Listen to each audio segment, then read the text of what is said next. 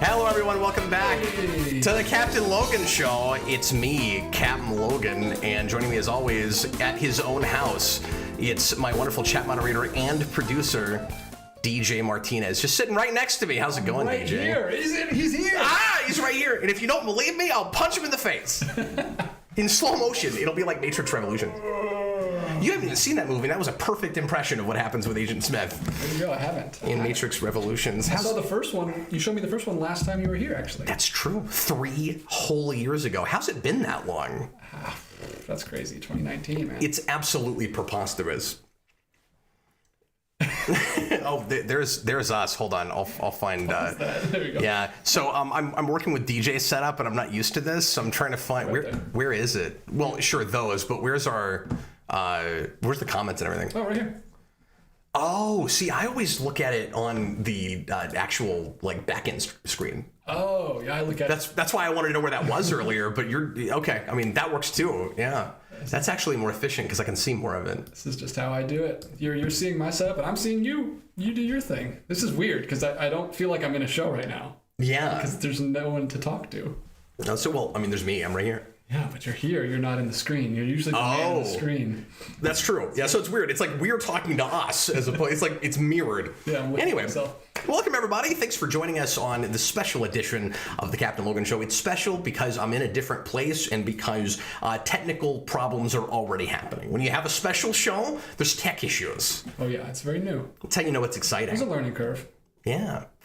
Tonight we're going to do mostly an Ask Me Anything show, but we have a couple of articles that I want to look at right at the beginning so that we're not just doing a repeat of the obligatory Tuesday stream and making it an obligatory Thursday stream, although he wanted me to call it that. I am having a lovely time so far in Atlanta. I said tonight we're in beautiful Atlanta. I haven't seen much of it yet. We had a question or two about what I think of the city, and from last time I was here, it was great, but I just arrived this afternoon. If I'm a little bit out of sorts today, it's because I just got off an airplane, and I don't travel the best, so be a little low-key Cap this evening, hence the hair is down. And also because the poll told me to put my hair down, DJ. Oh, yeah. I did see that poll. I also voted for you to put your hair down. Did you? Yeah. I don't feel like you have to change yourself for us. I feel like you should just be your true self. Well, it's funny you say that because I put my hair up normally. Like this actually it feels weird because I'm not used to doing it. Oh, yeah. Like I always have it up. Yeah, because it gets in the way and because I think my wife likes it better that way. Like you're constantly walking through spider webs? Yeah. And now I'm gonna have that song stuck in my head, which is unfortunate because that's not a great song. I don't want to come off like I'm all vain or whatever and like worried about my appearance. I was just curious to see what people would say with that. I actually don't really mind either direction, but yeah, most people said put your hair down, and that was kind of a fun poll. Anyway, oh, and I was also gonna say about Atlanta. The one thing I have always liked about Atlanta is the airport. It's my favorite airport. It's huge, yeah. I learned today that it is the busiest airport in the world. That's insane. Enormous. I love it because the people that work there are always really friendly, and it's really well laid out. It's easy to find everything. Yeah, it's big, but there's a lot of stuff. There's a lot of restaurants. What did you choose for lunch? Oh no, you ate lunch there. I ate lunch. Yeah, so I had boring Kansas City food. And not barbecue, because then it would have been not boring. But you will have to come out at some point to my area and get some barbecue. For sure. Whenever you're shooting your movie, I'll come and do a cameo. Oh man, that would be great. Yeah, I'll let you know when that happens, because all I've announced so far is we're making it. And that's as far as I've gotten, really. We broke the story. That's what we have. I haven't started scripting that yet. Anyway, so we can talk more about Atlanta and airports and things later on. As always, if you want to make sure... thanks for watching live right now, everybody. Let us know if you can hear us okay. We're sharing a microphone. It's the same microphone that... the same type of microphone I usually use, so the audio quality should be similar. Yeah, Daniver says we sound incredible. Yeah, this is what I sound like when I don't have to go through Skype and then come out Cap saying. This is what I actually have a good microphone. It just doesn't sound like it, but... Isn't that annoying? Yeah. Yeah, it's difficult to... I mean, like, you can do a workaround and mic it better, but it's really a pain, and there's a lot of things that can go wrong with it, so... Yeah, doing video calls should not be this hard in 2022, like... Or recording video conference calls. Like, yeah, we can do conference calls easily, like with Zoom and everything, but recording it is still a pain. Well, and you could say like, well, you know, you dingbats, why are you still using Skype? But I don't know that it would sound any better in Zoom or anything. Yeah, I don't know. I've never experimented with Zoom. I don't know how well Zoom plays with OBS. Should probably look into that. I've tried it. And I think you have to pay for it if you go longer than a certain amount of time in Zoom. Well, that's lame. I think so too. If you want to make sure that your question, comment, concern, complaint is diatribe is discussed on air, you can leave us a super chat in any dollar amount, like Adam March just now did. There's an example for you of how super chats work, and we will, within reason, we'll talk about anything you guys want to talk about. Of course, we generally like to do pop culture stuff here, and we've got to focus on superheroes and sci-fi stuff with me, but we'll talk about whatever you want to under the sun within reason. You can also leave a regular comment, and we'll do a few pre-written, or I should just say not super chat comments tonight as well. And make sure to leave those directed at DJ Martinez, because even though I can see the comments, he still wants to do his job. Yeah, I don't want him to just do a show by himself in my house. That would be very weird. Yeah, I'm just going to take over. I honestly don't... the irony is, in your house, I don't need you. You have a really nice setup, by the way. I wasn't even sure if you were using multiple monitors. He's got a real big... TV here with, or it's not a TV. It's just a Mac monitor, isn't it? It's a Mac monitor. Yeah, it's a beautiful. Grace got this for me for my birthday a couple years ago. Oh wow, it's really pretty. A few years back, they don't even make them anymore, which is really annoying. Apple stopped making the nice monitors. Really? They just make crappy ones now? They just don't make separate monitors anymore. You have to buy full systems, which is that's awful, dude. Because I can't work with fewer than 3 screens. Like, I have to have 3. Yeah, especially when you're screen sharing and doing all that crazy stuff. Yeah. Although if I had a screen that big, maybe I could get away with just a couple, because you've got multiple windows on one screen. But I like to have everything taking over the whole screen. But anyway. Yeah. DJ, let's go to the first article, shall we? All right. We're going to talk about... Silk. Yeah, so this comes from Variety. Amazon orders multiple Marvel Sony shows, beginning with Silk Spider Society from Walking Dead alum Angela King. I will read a little bit of this article if I can make this mouse work, and then I'm not used to... just flick with your finger. I can't. Well, it's going down. Oh, it's reversed. Okay, that makes sense. Amazon is officially moving forward with multiple. Now I feel foolish. Amazon is officially moving forward with multiple live-action shows based on the Marvel characters controlled by Sony. Variety has learned. About time? No one is saying about time. Where is it? It's that one? Okay. The first series under the deal will be Silk Spider Society. Yay! Yay! Which was developed by The Walking Dead showrunner Angela Kang. That's kind of cool. I feel like with that last name, she should probably be working on Quantumania, but I digress. Hey, Kang is a Spider-Man character. Along with Spider-Man... Kane. That's close enough. Yeah, along with Spider-Man Into the Spider-Verse producers Phil Lord and Christopher Miller. And I want to say, like, okay, at least those guys are developing it, but I wouldn't get too excited. It's live action, and it's that character. Like, Silk. What... Are they going to be real inspired to do anything cool with that character, or are we doing this because it's somebody that was in a book a few years ago and seems like is relatively recent, and it's a woman? There's other female Spider-Man characters that people actually like that we could be... Lewis Cox is very excited about Silk. He left a $2 super chat just to say Silk! Oh, okay. Well, I mean, that's great if you're excited. I don't know if you can tell, but... I'm not so much. I'm indifferent. I know nothing about Silk except she has a Mortal Kombat looking mask. Kang, Lauren Miller, all executive producer, along with former Sony boss Amy Pascal. Yay. Silk Spider Society will debut domestically on MGM's linear channel. I don't know what that means, linear. Followed by a global launch on Prime Video. Oh, okay, so it's not just Amazon. The show is based on... characters created by Dan Slott and Humberto Ramos. Yep, that's who made that, and it was kind of not great. Together with Angela Kang's creative vision, we couldn't be more pleased. This is Jennifer Salk, head of Amazon Studios, to bring Silk Spider Society to our MGM Plus and Prime Video customers. So, DJ, we're back to more Spider-Man content, live action content without Spider-Man in it. And are they going to call this a spin-off too? A spin-off? Is it a joke? Was that a pun? Oh, no, not intentionally. I don't know if it's... It doesn't count as a spin-off. She wasn't even in Spider-Verse. Yeah, exactly.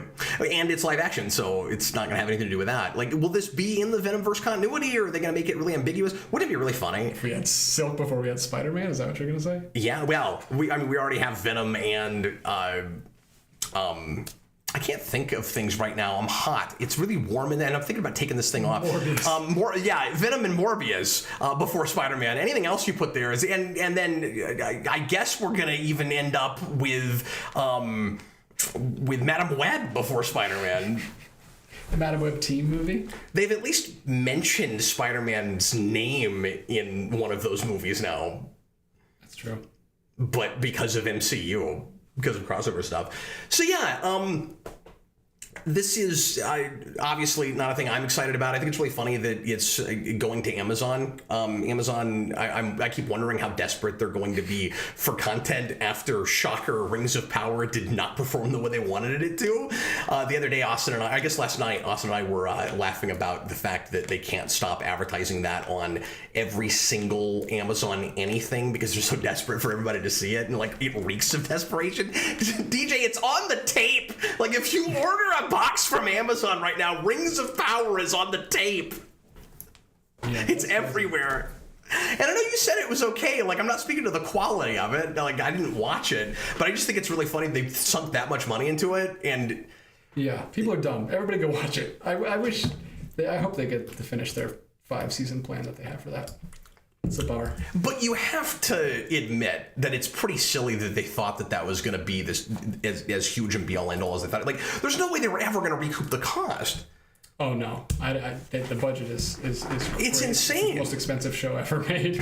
And I mean that's great if it's good for the actual content, you know. So I mean, like at least you got a great looking show, but. It's very distracting, like watching you do your thing while I'm trying to have a conversation. This is why I said we needed to do like a battleship situation where you brought your whole setup and then we just like looked over at it. And maybe I should have done that. Yeah, I should have brought a laptop or something. Well, anyway. Side-scrolling Hero 16 says, "What editing software are you guys using to superimpose Cap into DJ's room?" We're not going to tell you. DJ actually developed it on his own. Yeah, it's hush hush. It's very hush hush. Yeah, so I don't have a lot to say about this except it seems like Sony is just trying to jump on the Disney bandwagon, and really everybody else that's going, content is king now. Just make as much stuff as humanly possible with intellectual property that you have the rights to, and if you stream it, they will come. Yeah. And have you ever said that before? I don't think so. I think I just came up with it. Yeah, thanks, man. I feel good about it. You should have came up with that a long time ago, though. Because that should have been the title of one of these shows. It's like your movie, yeah. But don't. Yeah, that's one of my favorite movies of all time. But do you think anybody's gonna watch that? I don't think so. I kind of don't either. Why is it a show? To Amazon to watch a Sony thing? I don't think so. Well, that's a good point. Like, where it is maybe a problem. But also, even if it was... I don't know where any place would make sense with Sony, though. Yeah. I mean, even if it was Netflix or Hulu or where... It would be Hulu, because I guess. Well, I mean, it might be because, Sony and Disney have their Spider-Man connection. I guess it could have shown up potentially anywhere, depending on how that contract reads. I didn't have that thought. It wouldn't be a Disney Plus show. No, because you can't even play the Spider-Man movies on Disney Plus. Still. Or Incredible Hulk. Yeah. Well, folks, let us know in the comments if anybody is actually excited about this news. And when it says what's really funny about this too is Sony has announced so many Spider-Man projects that have never happened. They may have the record even over Warner's with DC stuff. with the sheer number of like Joker projects that were announced that never ended up happening, and they would just constantly throw out things and then they wouldn't get made, and you'd be like, maybe we shouldn't announce things until they're at least in the pre-production stage. And it seems like Sony has the same problem and maybe worse. Like, remember when we were supposed to get an Aunt May movie back in the Amazing Spider-Man series days, and remember Silver and Black? Yes. Remember that whole thing? That got a script. You can read it apparently. Silver and Black. So this feels like that kind of thing, except one of them is actually probably, or at least it sounds like is going to get made.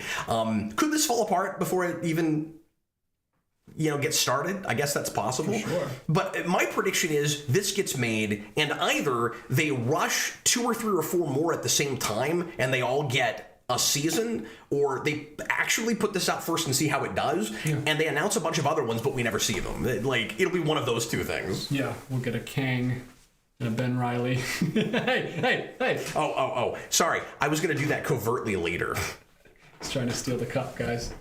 You just watch. I'm going to get on the plane with it. I hope they kick you off the plane for having that. Hey, let's take a look at one more article, shall we, DJ? We shall. I haven't read this yet. I saw this just before we started and wanted to... Well, I gotta read the title. This is also from Variety. Marvel fans showing franchise fatigue, while DC fans more likely to prefer single superhero over universe, says new fandom study. And look, guys, I don't want to toot my own horn or anything, but I did this study. It was me. They just watched our show and then they made... I'm just kidding. Over 1/3 of Marvel fans feel fatigued from the constant stream of content served in theaters and on Disney Plus this year, according to a new study released on Thursday by the fan platform Fandom. And I don't know how, are they going to tell us how many people they actually surveyed, I wonder? But the study also shows that Marvel fans are far more inclined to watch any Marvel project in comparison to DC fans. Mm-hmm. Shocker. Who in turn are more likely to consume film and TV about a specific superhero rather than the entire DC catalog. And I mean, like, obviously nobody should be surprised about this. One of these is a shared universe that people have been invested in as a universe. And one of them has a soft reboot every time a movie comes out. Hey, but the entire hierarchy of the DC universe has just been changed, so...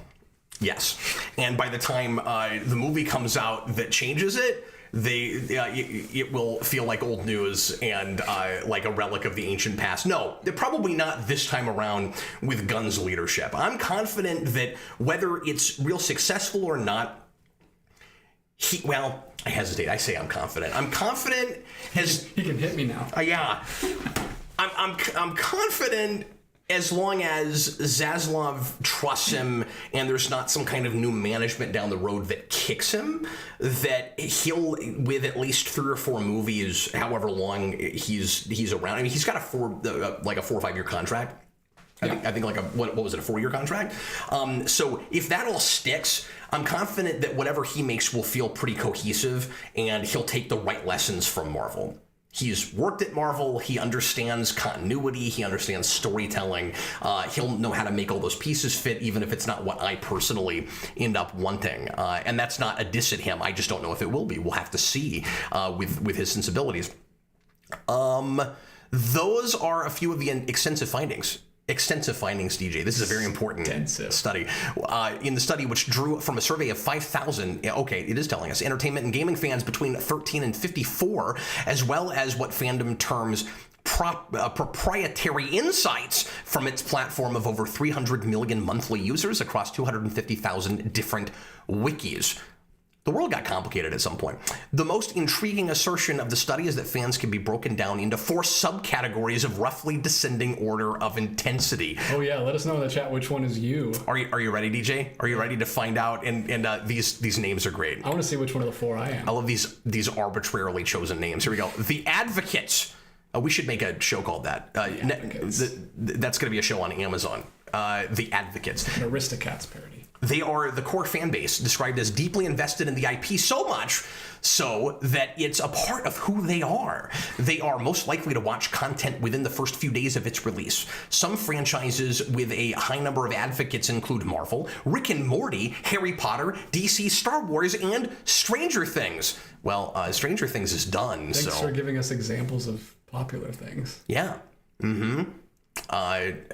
We could even come up with more popular things, DJ, but let's move on. I would be excited to hear what people say in the comments. And some of our viewers that I know pretty well, I could point out and be like, that person is kind of an advocate. But we'll see what the other ones are. The intentionalists.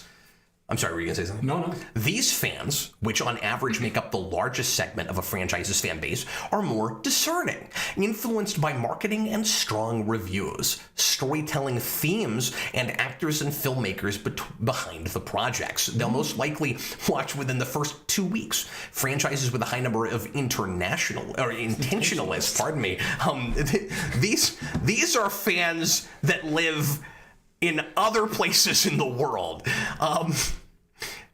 These franchises include The Sex Lives of College Girls. The hell is The Sex Lives of College Girls? Oh, you don't watch that?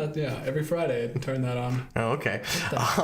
Breaking Bad and Better Call Saul. So it's of the caliber of Breaking Bad and Better Call Saul. The Handmaid's Tale, Game of Thrones, and Only Murders in the Building. Hey, DJ? Yeah. The hell is Only Murders in the Building? Oh, it's a murder mystery show with... Oh, you actually know what this is? Yeah, it's Steve Martin and Martin Short and the Selena Gomez. My wife watches that show. Oh, interesting.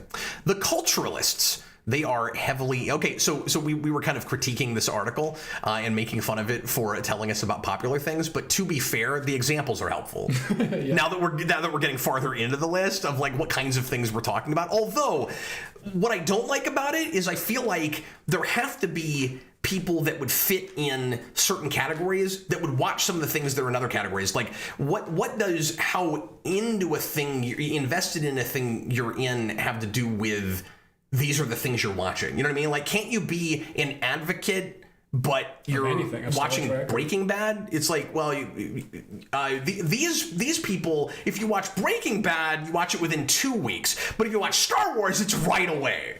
I'm not really buying that. I get what it's saying, because those are bigger ongoing franchises, so you'd be an advocate, whereas Breaking Bad is just one show, so you're not like spending, it's not your whole life, it's just like for 6 years. Yeah, but they put in Stranger Things, it's done. It's not done, actually. Someone said it has one more season. Okay,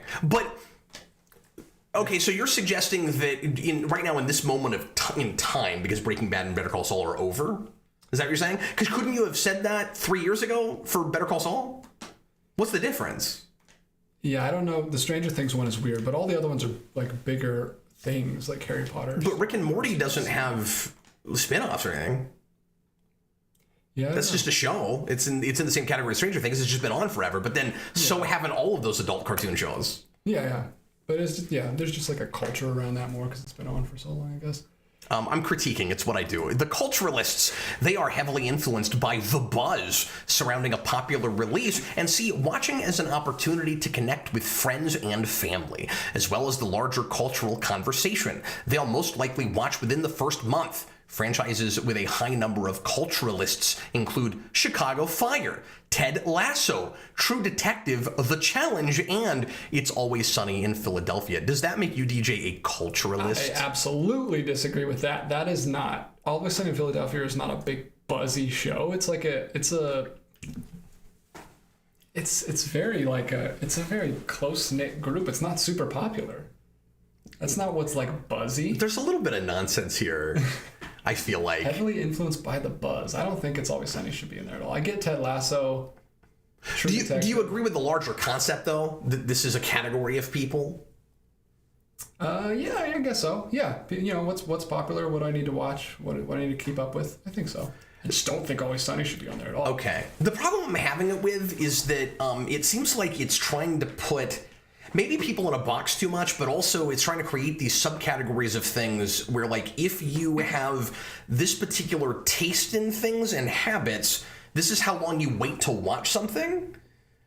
That's the part of it, or one of the parts of it I'm not really buying, where it's like, so you're watching things because of the buzz, so you'll wait up to a month. I don't know that makes a lot of sense. Yeah, I don't know. I don't know if I agree with that either. I do get these do not seem like related things to me. Thing a little bit. Yeah, the dabbling thing, absolutely. Okay, finally, the flirt, as the name implies. These are the dabblers who. Why don't they just call it the dabblers? Who are most interested in entertainment they can, quote, come in and out of, and will allow them to find common ground with others around them. They'll most likely watch when they have the time. Franchises with a large number of flirts include a large number, you said large number too many times, learn how to write, of legacy shows like The Office, SpongeBob, Gilmore Girls, South Park, and Friends, as well as reality shows like The Bachelor and Real Housewives. The words fan and superfan are used constantly to describe consumers of entertainment, but those terms are too generic for today's entertainment world. Fandoms are complex, says fandom CMO Stephanie Freed in a statement. Understanding, I love that we have to have like an official statement about this. Understanding the layers of fan identity and authentically connecting with them at the right time and right place will be key for marketers looking to maximize success across streaming, theatrical, and video game releases. Curious to know what you guys think of these categories. Yeah, I think I'm definitely an intentionalist, because I only watch stuff that interests me and that I've heard is pretty good. I'm not beholden to any fandoms. I gotta be honest with you, I might be resisting this whole premise a little bit. Because I don't know I feel like if you pick a particular franchise and not necessarily of the kind that they're claiming go with each of these, yeah. I like your lighting setup better than mine. It's pretty. Thank you. Like, it looks like it's really good, even lighting. Like, I think with my kind of, I don't want to say dingy setup, but with my more like industrial thing, maybe my setup makes sense. But like, I don't know. This makes me feel more like I'm on a set. Like I like it. Yeah, it's good. Thank you. You're the second person who said that this week. The last guest I had on set. It's nice. It looks like a set. It looks good. Anyway, I mean, like, I've got camera lights, but I like yours better. But what I was going to say is pick something I like, and I'm going to fall into maybe not every one of these categories, but different ones for different shows, maybe. You know what I mean? Like, I'm not an advocate for everything. You know what I mean? Like, there's things that that I'll watch more casually, and there's things that I'm really into that I have to watch as soon as they come out, and there's things I really like, but I can wait a while. I mean, that's three, and then the dabbler thing, a little less so, but I mean, I have been that way with things. Yeah, that one actually makes sense. Like, people who just watch Friends or Gilmore Girls or Office, that makes sense to me. Don't you think a lot of people, though, can't be forced really easily into any of these? Yeah, I don't know. Particular categories. I do agree that it's very strange. Breaking it down like this, though, might help. Like, I think this is less useful for people like you and me, and actually maybe more useful for advertising, or not advertising, for people who need to find demographics. For marketing people, marketing and people just making the shows in the first place. Like, and you have to. I mean, obviously, know your audience. Obviously, no box is perfect to put people in, but you have to come up with some kind of box when you're advertising to people. So obviously, these are not perfect, but I do see where they're trying to come from with this. Well, I'll tell you why I'm feeling why I'm resisting some of this idea. We'll start getting to broad comments here or questions here in a little bit. Yeah, guys, put your questions in. I'm copying them down right now. One of the reasons I'm resisting this a little bit is that it kind of, I think this is all very interesting, but it kind of reeks of people that are like analysts looking at fans and not people who are fans of anything. Yeah. Putting that together. And I feel like if somebody that fell more squarely into one of these categories, or that had what I do, where I feel like I'm in different ones for different things, I might buy this more depending on what it looked like. You know what I mean? Mm-hmm. But I do think it's really interesting. Should we scroll down this article real quick and see what other information it's giving us? Sure, is that the end of it? From that, no, there's more stuff. Oh, wow. Having more advocates and intentionalists in a fandom, as Marvel with 66% does over DC with 61, can be an advantage for a franchise. That's it? There's only 5% difference? I don't believe that. Yeah, I wouldn't think so either. I mean, you got to take every study with a grain of salt. Yeah. Because the question is always, was the group, was the sample size large enough? Yeah. Did we talk to enough of the right kinds of people? Like 5,000 with that big of an age gap seems like a small number to me. Yeah, maybe so.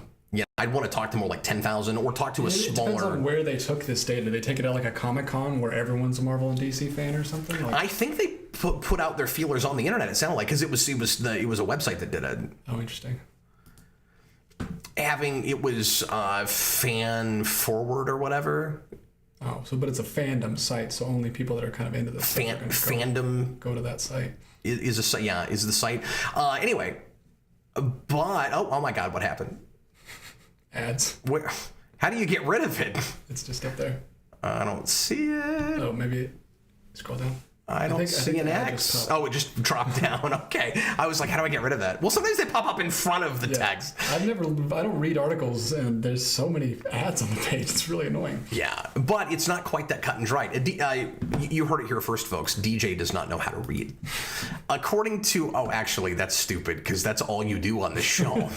I just don't read articles. He only knows how to read your comments. Yeah, I only speak Ocean fan. Okay, well, you should work for this website. According to Fandom's study, 81% of Marvel fans would watch anything released in the franchise, while 67% of DC fans would do the same. That's still a much higher percentage than I would expect, though. Yeah. Conversely, just 38% of Marvel fans say they're focused on specific superheroes rather than the entire Marvel Cinematic Universe. I totally believe that. Compared to 57% of DC fans who care more about one or two superheroes rather than the full DC universe. Again, those numbers surprise me. That could a major factor, good writing, in why only... Could a major factor be? 20% of DC fans say they're fatigued by the number of releases in a year versus 36% of Marvel fans who feel that way. But there are other reasons for that as well. Obviously, like Marvel is inundating us with too much content. A lot of people feel like it's like we're not talking about quality at all here. Marvel is like, where was that in the study? Do you... Zaslav wasn't consulted for this study, so. Do you feel like he should have been? He knows quality. Do you feel like Marvel is on the same level of quality that they were in the earlier days, or like, what is your favorite phase? Is it phase 4? You know what I mean? Versus how do you feel about where DC is right now versus where they were when Snyder was in control, or even a few years ago when Jeff Loeb's stuff was coming out? Okay, the couple of movies that he had any involvement in. I guess his name is on Black Adam, but which surprised me, by the way. I guess he was there. Well, it shouldn't, though. They were developing that for 15 years. Yeah, if they put all the names of the credits, would have been 25 minutes long. This might be interesting. Through September, Fandom reports that The Batman was the global site's largest cinematic release. I mean, of course. DC fans are also more 20%... This part I thought might be interesting. More 20% more likely... Good. Excellent writing. Than Marvel fans to buy... Your variety! Than Marvel fans to buy products. Collectibles, clothes, even superhero-inspired menu items. What do you make of that? DC fans are more likely to, according to the study, by 20%, to buy merchandise than Marvel. I guess that makes sense, because there's more like normies in the Marvel fandom. And they're not necessarily... Marvel's become so broad that it's bringing in people that just want to watch the movies and don't care about anything else. I could buy that. So they're not collecting it, they're just watching it? Yeah. So we're suggesting that there's more of that casual category. So it's the culturists, definitely. Marvel should be there too. They just have it in advocates, but that's what I was saying. Yeah, is like I feel like there's several things that would fit in more than one of those sections. But so who's buying stuff? It's the advocates. Yeah, Definitely. But it's also the intentionalists. They're just not buying of as many different things, if we're to believe this, right? Like, basically, advocates are like, they're watching all the Marvel stuff. And they're buying things from probably several different franchises. You bought the Spider-Man lunchbox, but you also got the Black Panther lunchbox. And then intentionalists might be more like, I like Batman, I don't care about Black Adam. Yeah. Maybe. Well, you're just with the rest of the world on that one. Yeah. It was an obvious example. But let me ask you this question too. And I don't mean to make everything about Batman all the time, but with the Batman example from earlier this year, 20% of DC fans, because we also have to consider the way people might have been primed before the shared universes were the be-all end-all. I mean, it's been a lot of years now, but obviously there's still people that were fans of this stuff, you know, like middle-aged people now, that were fans of this stuff before it became as mainstream.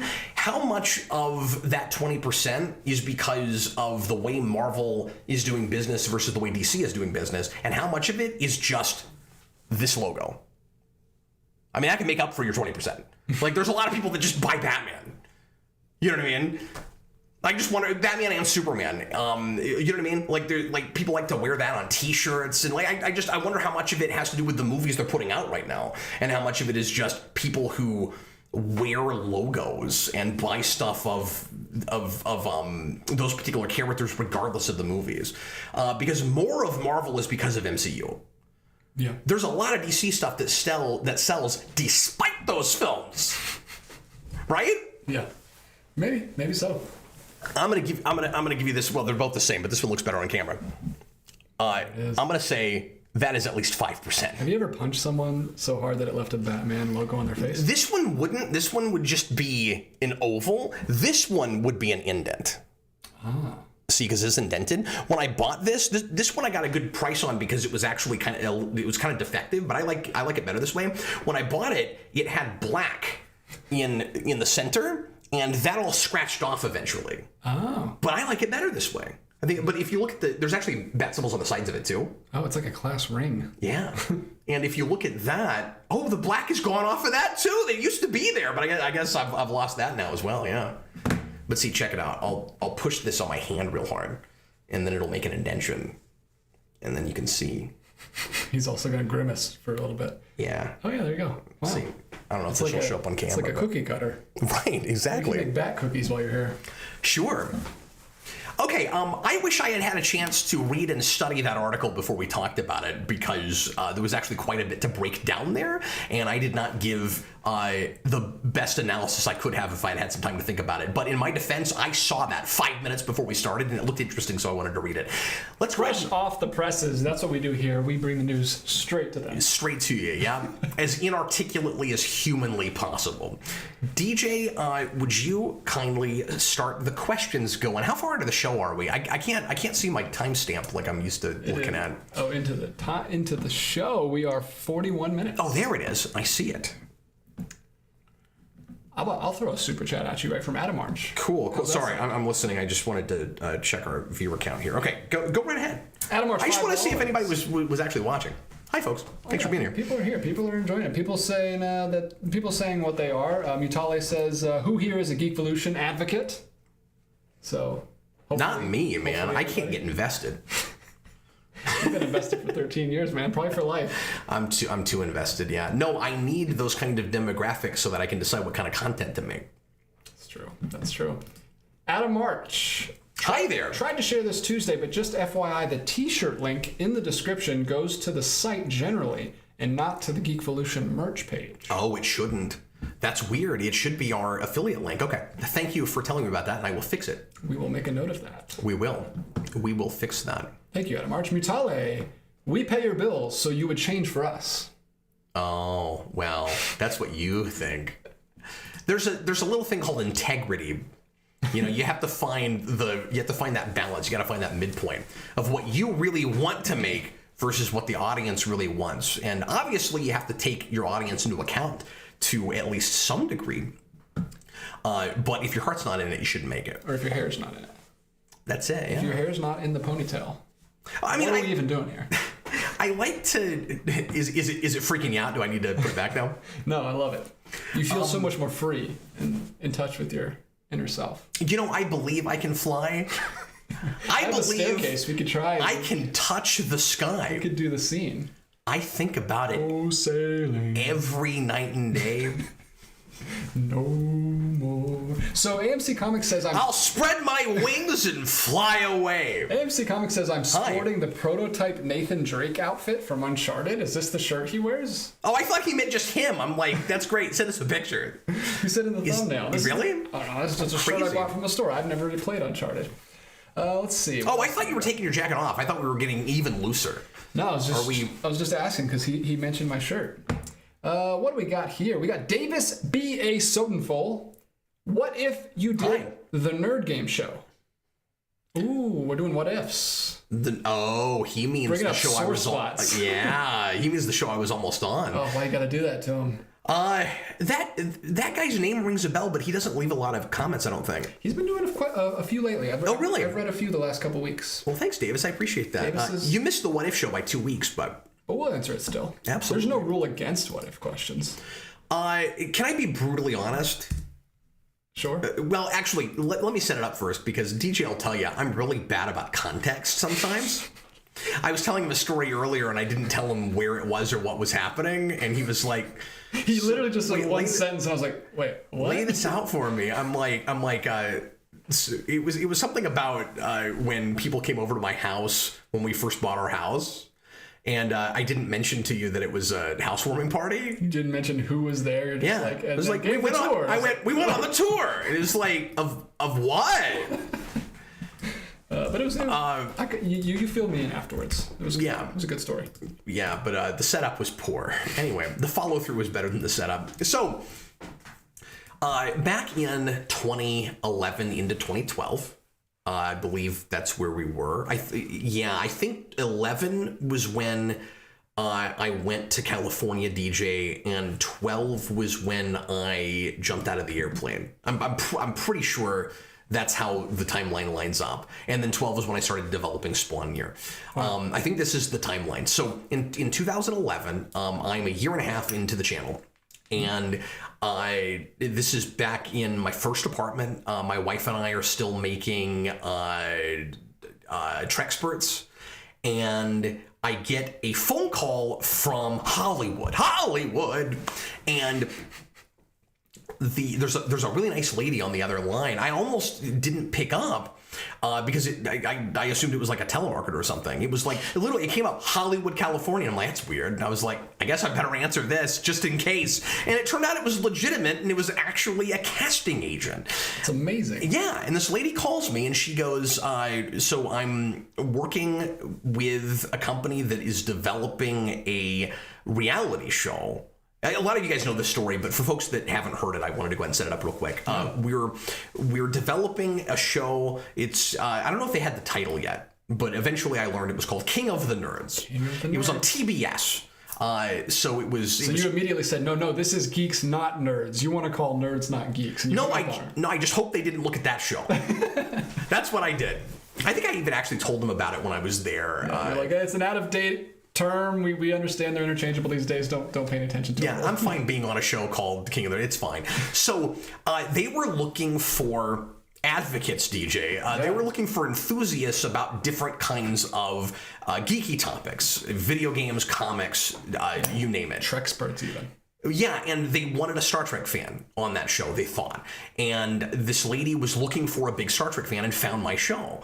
If this happened today, I would not get called because there are lots of Star Trek fans on YouTube doing more kind of high quality videos and looking more knowledgeable than me because of what they're putting out. And some of them more are regular. Most like, hey, this guy used to do Star Trek content like 5 years ago. Should we call him? No. We'll call someone more recent. But I'm saying, even if right now I was doing that show, I would not get called. Yeah, probably. There would be somebody else, and with a bigger base and that sort of thing. But I had a little bit of an audience, and I looked like I knew my stuff, and it helped. You wore a uniform, which probably helps. And it helped that this lady didn't know anything about Star Trek, so I looked really knowledgeable. And she goes, "Would you have any interest in auditioning for this reality show that we're making, this competitive reality show?" And I said, sure, that sounds interesting. So they gave me the parameters, and I shot a video, and I got called up to fly to California and possibly be in the show. And I was told from the beginning, a lot of hoops you got to jump through. I had to fill out a lot of paperwork. I had to get a physical, a lot of things you have to do. And I flew out to California, and they told me from the beginning, they were really upfront about this. We are bringing in 14 geeks, for nerds, I guess, and we're only going to put 11 contestants in the show. 3 of you will not make it on the show. We're going to, so it's already competitive, even before it's on television. You're basically going to do all the screen test stuff. We're going to ask you questions. We're gonna do a lot of promos. So I shot DJ material for commercials. I shot promos. I wish you could see all this. I wish they had sent you. I wish they'd let me have it. Yeah. I shot promos for the show, bits where I had to say, like, I'm Captain Logan, because everybody on that show called me Captain Logan. Oh, really? You kept your name? That's awesome. No, it's just the joke I always use. I can't remember actually what I was calling myself. I don't know if I was... You were James? I don't know if I was James. I don't know if I was... Yeah. If I went with the Captain Logan thing. I can't remember if they let me. I wanted to. I do not remember. Wow. It's been too long. It's been almost a decade now. I can't remember. And they go... I guess it's been over a decade now. And... They go, so they do these promos, and you have to say, like, I'm Captain Logan, and you're watching King of the Nerds, and then you say something silly, you fill in the blank somewhere. And support your local comic book store. I told them that they asked me about hobbies and things, and at some point it came up that I used to be in a vocal jazz ensemble, and I like to sing. So they wanted me on the spot to make up a theme song for the show. And I could not do that. Oh, you shouldn't have said that. I felt, and I felt bad about it, because I'm like, I'm not the worst improviser in the world, but like melody and lyrics right there on the spot and make it good. You should have just went boom, boom, boom, boom, boom, boom, boom, boom, boom, boom. King of the Nerds, King of the Nerds, da-na-na. Yeah, well then I'm ripping off in Compotech. So I do all this stuff. I had to do some really cool still photography stuff. I got to play with swords and like laser guns and all kinds of stuff. It was all generic, of course. I got to meet a guy that had been on the set of Dark Knight Rises. As he worked in some capacity on that show as like an intern or something, and he was telling me things about that movie that he shouldn't have been telling people about probably, and that was right before it came out. In fact, if I got it on the show, I was going to have to wait weeks to see Rises. Oh, because you had to stay out there. How long do we have to stay out there? It would have depended on how long I made it on the show, but if I got all the way to the end, it would have been 7 or 8 weeks. Wow.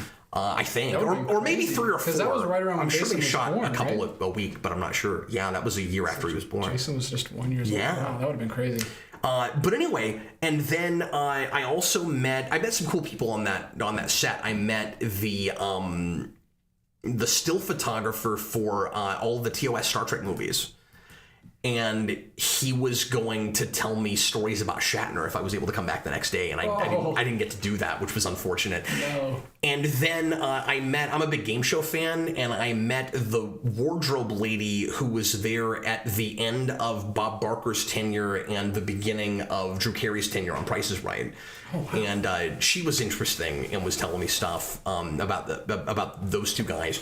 But anyway, so I went through all of that, and then the next day the producers came to my hotel room and told me I didn't make the show, and they claimed the reason, and you never know with Hollywood types, right? But they claimed the reason was because they couldn't get the rights from Paramount to use any Star Trek iconography on the show. Oh. But apparently they got that figured out, because the very next year they had a chick who was a big Star Trek fan. And they didn't call you back. And they didn't call me back. And they said they were going to, but I didn't believe them. And then they didn't. I actually did a second tape for the second season and didn't get on. and never talk to that casting agent again. They didn't like your look, or they didn't like. It could be anything. Could have been anything. Yeah. Absolutely, it could be really superficial. It was. You looked very different back then, though. It was 10 years ago. Yeah, it was sad at the time because mostly just because I had to go through a bunch of stuff. Yeah. To be on it, and then I had to take time out of my life and fly out there. Well, yeah, they just got your hopes up, and then it's just. Yeah. But anyway, especially with that answer, like it wasn't even anything you could have done better. It was just like, yeah, we didn't have the rights, so. That was maybe too much explanation for this. It was the longest answer we've ever given for this. Well, I gotta actually answer the question now, but I wanted to lay that out again for folks that didn't know about it, because it's been a long time since I've talked about it. The answer to, because this will be the short part. Yeah. The answer to what if you'd made it on that show, I would have. There would be footage of me on television that you could see somewhere. And everything else about my life would be exactly the same. Yeah, it wouldn't. I doubt that would have amounted to anything. Like I don't think any of those people got like more famous after that or anything. I don't think it would have really boosted the channel all that much. It might have done some at the beginning, but I think we'd be in about the same place we're in right now. Yeah, probably. If everything else was equal. I don't think it would have made all that much of a difference. But it would have been a bucket list item for me. I would have got to try something on television. That would have been fun to do. And because I'm not an actor, and that's the only capacity that I can see myself being, like in a game show, worth being on TV. Yeah, like plus that's just a dream of yours in general. Game show host. Yeah. Who knows? You could be a game show host right now if that had. I don't think that would happen. I really don't. He wins the whole game and he bemes the host. And he gets to be the host of the show. Yeah, no. It was the actors from the old.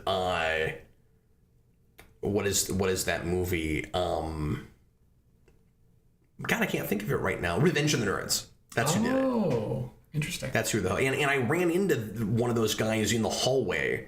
Because you're not supposed to see any of the contestants or the hosts until they're ready for you to. And so I accidentally bumped into him physically, and he ran off. that was pretty funny. They just cordon you off in your hotel room. Assaulted one of the hosts. I haven't heard that part before. Yeah. Anyway, I used to keep that under my hat, but wow, nothing. Then I grew my hair out. I don't know. This is the Geekvolution tell-all, guys. We're on location, and you guys can ask us anything you want, and Cap will answer. He's a little bit into his wine glass. Yeah, that's right. And he will answer anything. I shouldn't be drinking tonight and now that you've said that, people are going to ask me deeply personal questions, and I'll probably end up answering them. Hey, I'm here for it. I'm going to blame your wife because she's like, "Hey, Cap, do you want some wine?" This isn't even a joke. They actually call me that. And she was like, "Hey, do you want some wine? I'm going to have some wine." And I'm like, "Yeah, that sounds great." And she comes in with this huge glass, and it was filled to here. Yeah, that's the kind of glasses she drinks. DJ goes, "What if he doesn't like it?" And she goes, "I'll drink it." Meanwhile, she's holding a glass with also wine up to here. Yeah, she'll just get in the bath. Well, because she'll take a long bath while she's watching TV, and then she doesn't want to get out and get another glass, so she'll just fill one glass. Busted Sim says, "Let's be honest, Cap, if it was between you and a female Trek fan, who would you pick?" I mean, I didn't actually watch that season because I was a little sore about the whole thing at the time, so I don't know. This is a sensitive subject, guys. We need to move on. I don't know if she got picked for her looks or not, is all I'm saying. There were some people that did. It's okay. And I would not have been. Although, if my hair looked like it does now, maybe I would have been. Yeah. Probably. If you had those luscious locks, they wouldn't have been able to say no. Anyways, moving right along. All right. Next up is back to... Sorry I took so long on that, but I haven't thought about that in a long time. And he got that all into a $1.99 super chat, so he got the most bang for his buck out of anyone. He really did. Somebody's going to put in a $5 or a tenner and ask me if about some movie I've never seen, and I'm going to have nothing to say. I'm going to feel really bad about it. Back to Adam March. DJ, what are some great movies you want to show Cap while he's visiting that he wouldn't watch on his own? Oh, it's like a he made me watch, literally. Turnabout is fair play, though, because I'm going to do it to him, too. Yeah, we got to both do it. You know, when I'm doing this show on my own, I don't have an armrest. I don't have one anymore. Yeah, I have to go get this, because Adam March, at the end of his super chat, said, please show him how Sue. which is this movie. Yeah, you told me about that. Which I watched with Connor and Austin on my channel. Wait, if you watched it, why is it in the shrink wrap? I watched it before I bought that. It was on streaming on the Criterion channel. Oh. So then I bought it after I watched it. That's cool, but you haven't watched it since then. I haven't. I didn't rewatch it this Halloween. It should be a Halloween staple though, because it's a good movie to watch with friends, like as a viewing party. Well, you wanted to do a blind commentary on it on the channel, and we had too many things slated, so you ended up doing it on yours, I think. I think so. Yeah, last year, and then we did Zodiac this year, which was a lot of fun. We did. But yeah, I don't know. We are talking about doing He Made Me Watch and showing each other something. I know you brought something. We're talking about lots of things that may or may not end up being videos. The problem is we live stream everything now, so there's kind of the question of, how often are we going to go live while I'm here? Yeah, and it's easier to go live up here than... I mean, we talked about doing some stuff in the theater, but it's gonna be a pain to bring my whole setup down there and kind of set it up. But yeah, we might. I don't know. We'll see. But we'll figure it out. You're here for a few days, so we're definitely going to watch something. I just don't know if we'll do commentaries about it. Next one is from Senior Sticks. Hi. DJ, how was bowling? He just got here, guys. We were just talking about that earlier, where it's like somebody really wants us to go bowling while I'm here. We could live stream bowling. Can you bowl? Can Cat bowl? I don't want to say yes or no in case we do it. Because it really depends on the day. We can put the bumpers up. They don't need to see. It'll be far enough away. They won't know. Unless you bounce it off, I guess they'll notice. Well, now that you're being condescending, I'm not going to go bowling. Hey, bowling makes it more... Bumpers make it more fun. You can throw it between your legs. You can, throw it around your back and do, fun stuff. Can you imagine a 38-year-old man walks up? Can you put up the bumpers? I've done that before. They just look... No, you haven't. Have you really? You're, throwing it between our legs and throwing it from all the way back by the chairs. It's fun. Quit patronizing me. I'm not. I'm totally truthful. He always thinks I'm patronizing. I'm just being honest. If you're going to patronize, can you at least do it through Patreon? At least I get paid for it. And then the second part of Senior Sticks, he says, also, is that your GNN jacket, DJ? No. No, this is a Guess jacket that he's wearing. Does it have a G on it? Oh, it does. Yeah, it just says Guess. It's just Guess, but it does have a G. You have to try to guess at whether or not it's a GNN jacket. This is my Geekvolution hoodie, though, in case you didn't recognize the logo. Yeah. How do you think this looks on a hoodie? It looks pretty good. I think it's killer. Yeah. I mean, I don't want to say too many nice things about it because I made it, so I'll seem like a jerk. I just mean the size and the color and how does it look on a... I like the material. It's not just flat gray. It's got a little heather to it. Yeah. It looks pretty good. It's very surreal seeing my work on the man next to me's chest. Is it more surreal than seeing it here? It's true. How do you feel about this is really what I want to know, DJ. Yeah, that's the next level. This is the first you've seen it in person. It is the first I've seen here it is. Just right now. You didn't even show it to me on the way here. That's true. It looks really good. It's very symmetrical. He did a good job. He matched my computer work quite nicely. Yeah, and How does he get the line so straight? I know. It's a stencil. Oh, okay. But it's right up. So the way they do this inside baseball about. I have no tattoos. I know nothing, guys. I'm a. There's nothing on my sleeves or on them. The tattoo noob. When you tattoo something, at least this is the way they do it at Electro Iron where I go. If you tattoo something that's already an image that you want specifically perfectly the way it is on a picture, they basically they print off this blue sheet that goes on your arm, and then they peel it, and then the stencil is there, and then they tattoo over that. Oh, and he just kind of stays in the lines. Yeah, so all the lines are exactly the way it's going to look, and then he's just really precise with it. Wow. That's crazy. I don't know if you ever talked about this. The reason I made that logo was when I was working on your book. The first thing I ever done for you. I think we have talked about that. It was because we were going to do Geekvolution Press. Yeah. And I was going to make the Geekvolution Press. I made the Geekvolution Press logo. Which I still want to do. I've got 5 kids now. I haven't had the time to put anything like that together. But yeah, we've talked about doing a publishing house. Yeah, and then you just liked it so much we used it for the channel later. But yeah, that was how many years ago did you write that book? 5 next year. That's crazy. And we still haven't put out the print version. I have been dragging my feet on it. And my apologies, everybody, for that. DJ has formatted it. He's done drawings for it. It's really cool looking. It's pretty much done. We really honestly just need to figure out where we're going to print it. Yeah, and we'd have to get the final copy because you did another run through after you gave me the copy when I was doing that. Yeah, but the formatting is done. I mean, Yeah. you just have to, redo it within text, but... Yeah, paste it in. All right, we're getting some super chats here. But by the way, real quick about the tattoo thing, though. Also, I don't want to take anything away from those guys that they're tracing those things, because I mean Elmo also does lots of really good freehand stuff. But with these kinds of things, when you already know what it's going to look like, that's how you do it. And then his forte is color. So when you get, and of course these are black and white, and these two, by the way, on my arms are done by a different guy in the same place, and then everything else that I've got is Elmo, and I've had him on the channel. And Elmo will put a thing on your arm, and you still won't know what it's really going to look like, because the color work he does entirely freehand and has no real plan for it, and he just gets into it and wings it, and it's amazing what he can do. The trust you have is alien to me. I can never trust anyone. I love it. All right, we've got one from... Yeah. Thanks for the support tonight, guys. Yeah. We are already over an hour. So, and I've answered like no questions. Well, we got one from Italia that's actually a superhero thing. So what will be the best Sony/Marvel film? Madam Web, El Muerto, Venom 3, or Craven? And if you guys could watch a movie before you... Oh, a movie before you, what would you guys pick? I think he means before you... I think maybe he means behind us. Or maybe he means if you guys could watch a movie before you die, what would you pick? Maybe he just forgot a word.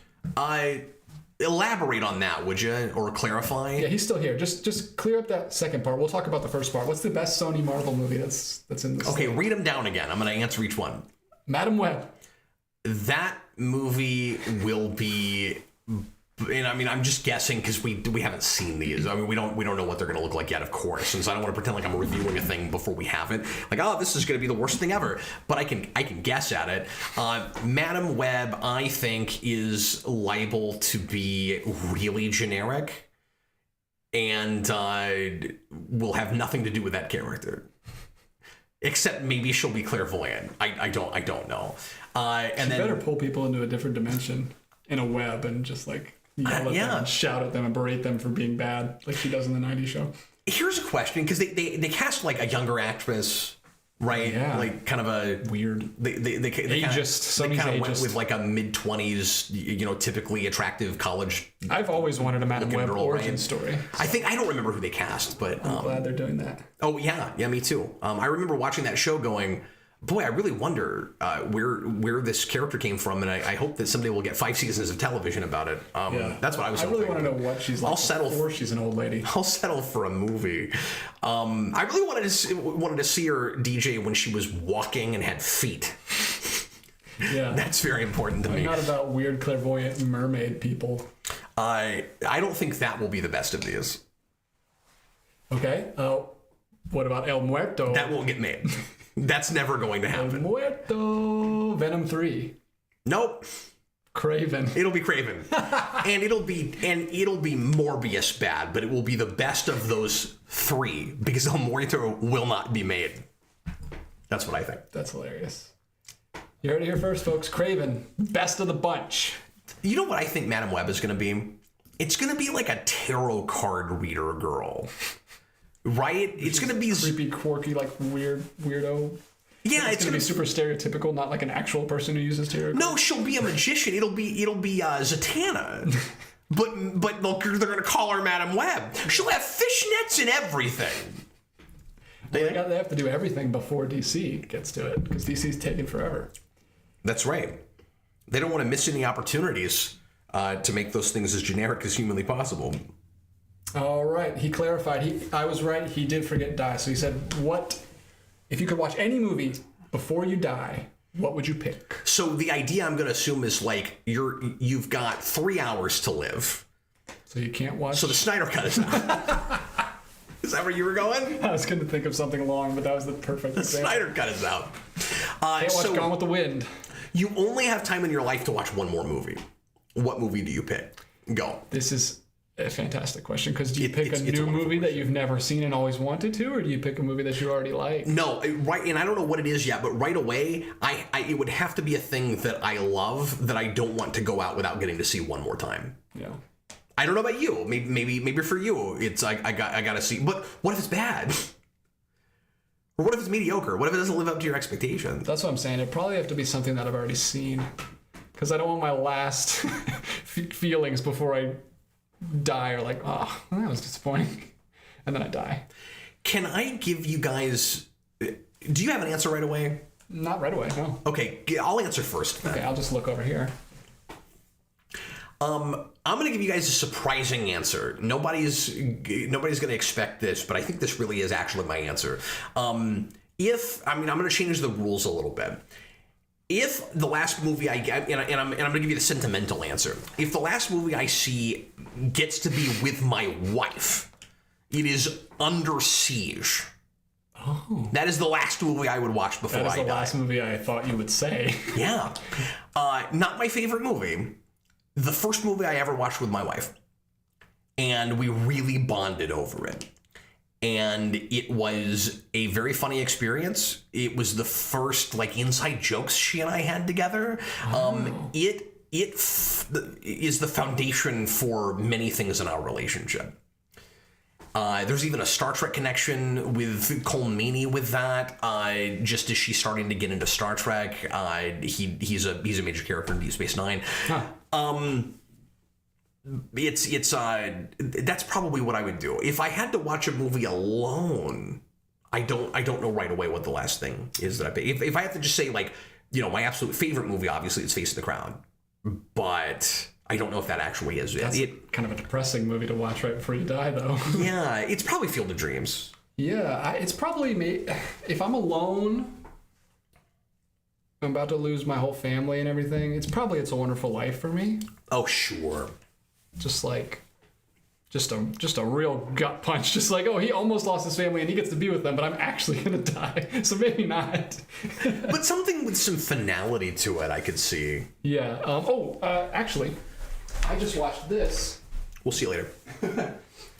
So this is Jacques Demy, incredible filmmaker. Everybody check him out. Everybody watch Umbrellas of Cherbourg and Donkey Skin. Well, I'm sure people would love to, but there's no way they could spell it. This movie, if I was watching a movie with my wife... Can I say this real quick? It might be... Just while he's talking, everybody write this down, because you're going to have no idea what he just said. That's how you spell his name. If I was going to watch a movie with my wife, like you said, with Under Siege...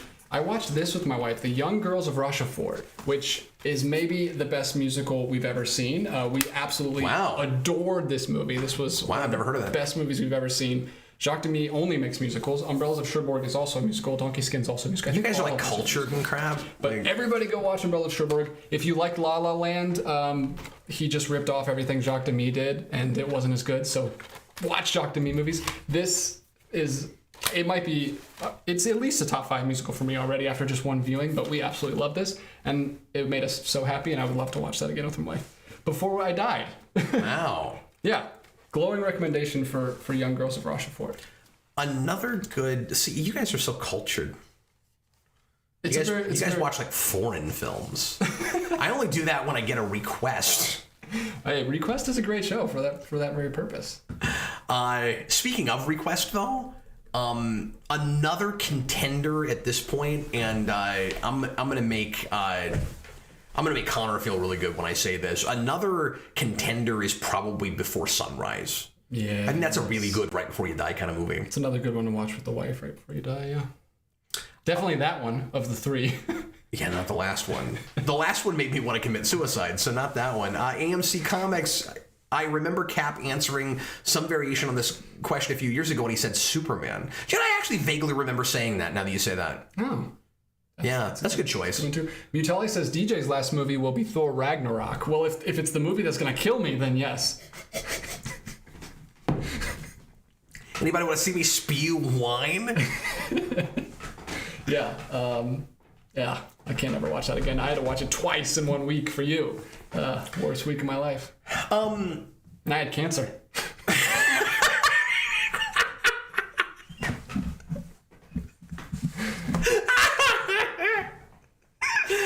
not laughing because DJ had cancer. So DJ has a remarkable new house. It's really pretty. It's big. It's got real high ceilings.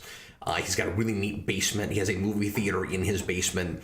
I'd love to shoot something in there. Yeah, we absolutely can. I mean, I don't know if, like we were talking about, I don't know if it'll be live, but maybe something for your channel or something. Yeah. I'm doing all live now. Maybe we'll make an exception for something. We're going to play things really by ear. But the big thing that I'm taking away from seeing your place, your new place for the first time, is you and your wife are like adults. You walk into your place and it's like you're really trying. You know?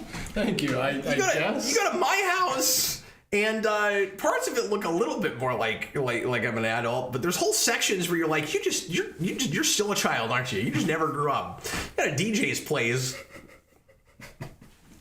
It's like going back to the 60s in the very best possible way. Yeah, we try to keep it classy, man. It's pretty classy. That's how we do. But yeah, I can't decide if I'm doing something wrong or if we just have different sensibilities, you know? Hey, everyone be yourself. Like you said about your hair. Just do what makes you happy. It made me a little bit embarrassed to have you finally come see my place, though. No. Don't. You're making me seem like I'm some like posh like British douchebag. No, I don't mean it like that. I'm just saying you guys built a lovely place here. Thank you. It's still. They didn't build the house. I just mean they put with my put their bare hands. No, it's still. They did it out of Legos. It was amazing. Still very much a work in progress. We've only been here a month, but they've got some bare spaces where they still need furniture and to decide what rooms are for. But yeah, too many rooms. You just got here. Too many rooms with this place. But it's amazing how much you've already done with it, only being here for a month. I was actually worried about intruding. Oh no, we're done. I mean, we'll just add to it as we go. But all our stuff is in. Coming in, as early as you guys just moved in. His kids' rooms especially are really well set up. Yeah, we like their spaces. They're much bigger in this house than they were in the last house, which was one of the big reasons we moved, was to give them more space because our rooms were tiny in the last house. Yeah. But thanks, man. I appreciate that. Good to know that I'm adulting well, as the kids are saying these days. Let's see. We read the bowling one. How do you feel about being in love with fictional characters? Says David B.A. Soddenful. How do you want to interpret this question?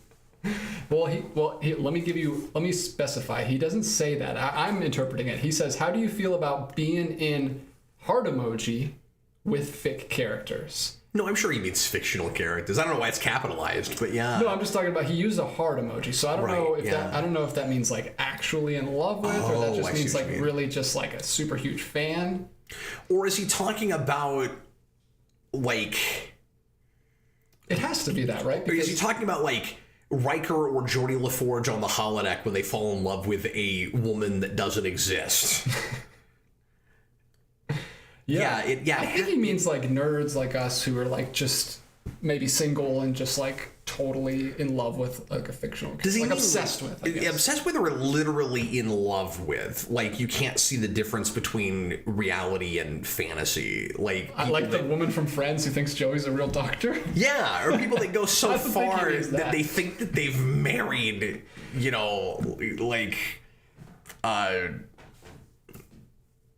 Walter White from Breaking Bad or something. He clarified. He just says, "I mean being in love." Okay, that's still not enough of a clarification. Do you mean literally? I think he means literally. Like they're delusional? They think they're real people? Or does he? I don't know. I've never experienced that. Have you ever experienced this? No. I don't know. I mean, the obvious glib answer is that person needs to seek professional help. Yes. How glib of you. Somebody married a DS, says Plushy DX. What? Wow. He says asking for a friend. David. He's asking for a friend. Well, Cap thinks your friend needs professional help, Davis. He might be actually asking for a friend. I apologize. I'm sorry for laughing. Sorry, there's a middle picture. I don't know how to tackle this tactfully. DJ. People are just listing characters that you're in love with. Sarah Lance. Yeah. Picard. Yeah. Well, not sexually, but yeah. Busted Sim says, "That's not my fault. Lola Bunny has nice legs." Look, I sympathize with that. Well, I mean, I don't know that I sympathize, but I just mean I can understand that. That was as attractive as a cartoon bunny, I guess there ever was. I don't know. Hey, don't discriminate against furries, Cap. There may be several furries watching. Yeah. Do you want to field this first? I don't know where to go with this. I mean, our answer's not going to be fun because we're just going to be like, yeah, that's not healthy. Go out and talk to people. Go talk to real people. But they don't want to hear that. They want a funny answer. Well, if he's asking for a friend, he might be serious about it.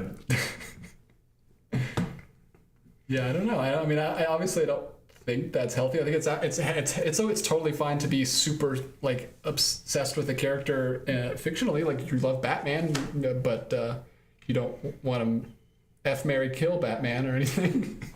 Yeah, there's obsession with a lowercase o and there's an obsession with an uppercase o, right? Like when it messes with your ability to distinguish between fiction and your real life, when it gets in your way of being a responsible adult, it's a problem. Like some people might think that certain things, because everybody has lines they draw in different places, and everything is relative. Some people might think that certain things I do is kind of extreme. Like everyone has different levels. I put a big Batman tattoo on my shoulder and other tattoos as well. I've got a whole quarter of my my basement is devoted to Batman. Yeah, I mean I'm extreme in some ways too. I still buy physical movies, which some people think is extreme. I put a theater with 6 theater reclining seats in my house. People are probably like, "What are you doing?" Being delusional is never good. Being in denial is never good. I mean, I have this problem with the Harley Quinn cop. I think someday she and I are going to get married. Yeah, you guys don't see and this. It's not even like I'm going to divorce my wife or I'm waiting until something unfortunately would happen to my wife. It's that I want a second wife, and it's this cop. Yeah, it's it's probably Mormon situation where he's got multiple. Yeah, and I don't recommend that. Yeah. Because the cup cannot give him as much as his actual wife can give him, but she can give him something that his wife can't give him. Water? I don't know where I'm going with this. I didn't plan the rest of this. Anything you can fill in it. Can we move on? Well, I was going to say, this is getting uncomfortable. You guys don't see this because we cancel the live stream, but every Tuesday and Thursday after the show, I have to hold this here and stay on the line for 10 minutes while he has a conversation with the cop, right? Well, because you can't go to sleep without talking to her. You also leave the room, so you don't know what me and the cop are doing. I don't know what they do. I just leave Skype on, and then I give him his 10 minutes, and then I come back and we say our farewells. PlushyDX says classic celebrity crush. That's the thing is, if we're talking about crushes, that's the whole other ball of wax. And of course, I don't think there's anything at all wrong with that, and I don't think there's anything like sexist or even unhealthy about finding someone attractive or personally fantasizing about someone. I don't think there's anything wrong with that. Yeah, and we've taken this strictly to like fictional, non-real characters. We haven't even talked about like characters that are portrayed by actors in things. Yeah, which is probably more what they're talking about. Sure. Yeah. Because you can be in love with the idea of that person. Like you always talk about in... that is the thing you have to separate, right? The actor from the character. Because they're not. So if you're...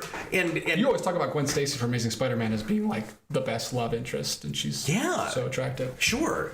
She's attractive and she's intelligent and she's reasonable and like, yeah, I can see somebody totally falling for her in a crush sort of way, right? Like while I'm watching this movie and I'm putting myself in Peter Parker's shoes, I am in love with this character and I can imagine myself being with her, which is not the same thing as and I don't think there's anything wrong and unhealthy about that. In fact, it fantasizing about things that you can't have or you hope to maybe have in some capacity is a good thing. It's healthy. Yeah. Is a healthy thing to do. You got to see yourself there before you can get there. Well, that, and we all have impulses and you have to do something about them. Yeah. Would you agree with that? Yeah, absolutely. So what I just described is different from being obsessed with Emma Stone. Yeah. To the point, that's Emma Stone, right? Yep. To the point where you hope that somehow in the real world you can stalk her and get her to marry you. You see what I'm saying? Yeah. Those Obviously, are very different things. the line. So I also don't think there's anything wrong with fantasizing about a real person or fantasizing about sort of both at the same time even, right? This is getting into a very kind of After Dark kind of place. Yeah, we should have lined it up so we did an After Dark tonight. Oh, that would have been smart. Especially because it's the right week for that. But yeah, but obviously it gets unhealthy if you set up these. We'll bring it back soon. You got to remember that is something written and like staged and acted. It's not real, so you can't expect that when you are looking for a mate. You can't expect that exact same thing. It's kind of the same problem that, like, speaking of After Dark, like pornography creates in you. It's like you have this idealized version in your head, and then when you find someone they're not exactly like that, you've ruined the relationship. You need to be able to separate that that's an idealistic fantasy. People are people, and you have to, You have to respect human beings. Yeah. You have to see them as still people. That's where the problem comes from with just fantasies, is like that person is not a real person, so you can just have anything you get your way all like it's just in your head. You don't have to consider anyone else's feelings or anything. But honestly, if you're just experiencing a fantasy in your mind, you could also do that with a real person, as long as you know that actual person exists, and that's never going to happen. Yeah, if you can keep it separate. I'm just saying, if you get too deep into that, it can mess up your relationship with real people, because you can expect that same control, and you don't have that kind of control in real life. Yeah, absolutely. Or you expect the person that you are actually with to live up to whatever your fantasy person is. Yeah, exactly. That's what I was trying to get to. Yeah. Woman, man, whatever. I also want to note, and I might get in trouble with somebody saying it like this, but I because just in case the question or anybody is thinking about it like this had anything to do with again, not seeing women as people, or objectification or something like that. There is a difference between again, kind of lowercase o, uppercase o, right? Objectification in I am having this fantasy about this person and I'm seeing them as lesser now, versus object of my eye. You know what I mean? Like, we all, to a degree, objectify people because we want what we want, right? Like, wanting to get to be with a person is different from objectifying people. Yeah. The way people think about it. And I just think it's kind of important to note that, because I think in our culture now, sometimes we've lost that idea, and we've kind of blurred it, and it bothers me. Yeah. There's people who go too extreme with everything, with all language, but as long as you're just thinking about it, keep it in your mind, you're doing better than most people. Let me see. Adam March. Yeah. A little in-house inside baseball question here. Oh, man. Favorite era of Geekvolution? I'm going to let you field that first, being a person that used to be just a viewer. Whew.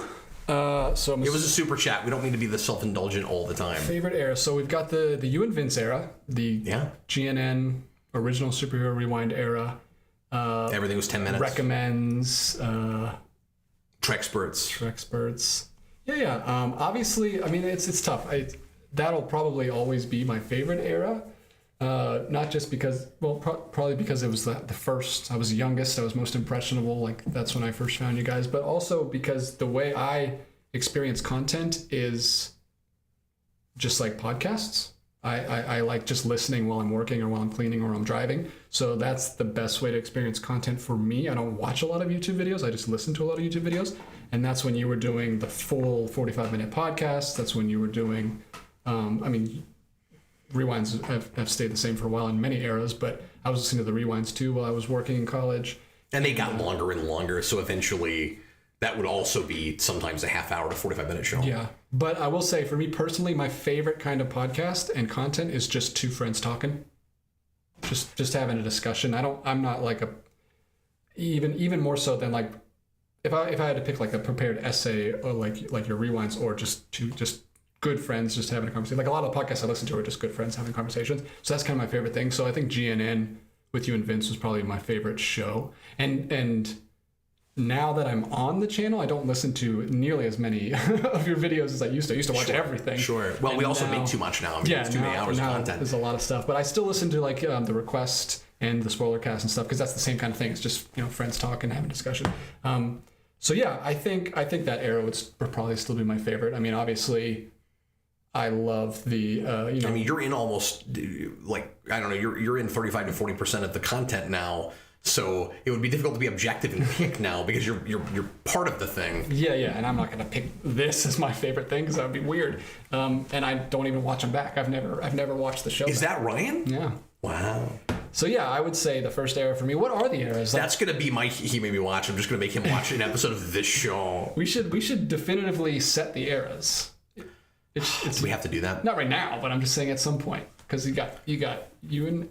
Because you and Eric is like the third era, right? So you have the me and Vince era, and then kind of the technically I guess guest era. You got the 7 era, where I had other folks making videos and we did big panel discussions. But I feel like Vince was gone for a while before the 7. There's an era in between there. But it's short. It's small. It's like 6 months. Okay. Maybe a year, but I think it's more like 6 months, and that was a little. You're right. It was a little hodgepodgey. That was me doing more solo stuff and bringing in. We'll call it the experimentational era. I guess so. Yeah. I mean, a transition, if nothing else. Yeah, transitional era. And then we've got the whole 7 thing, and then after that, it's a lot of me and Eric. The Eric era.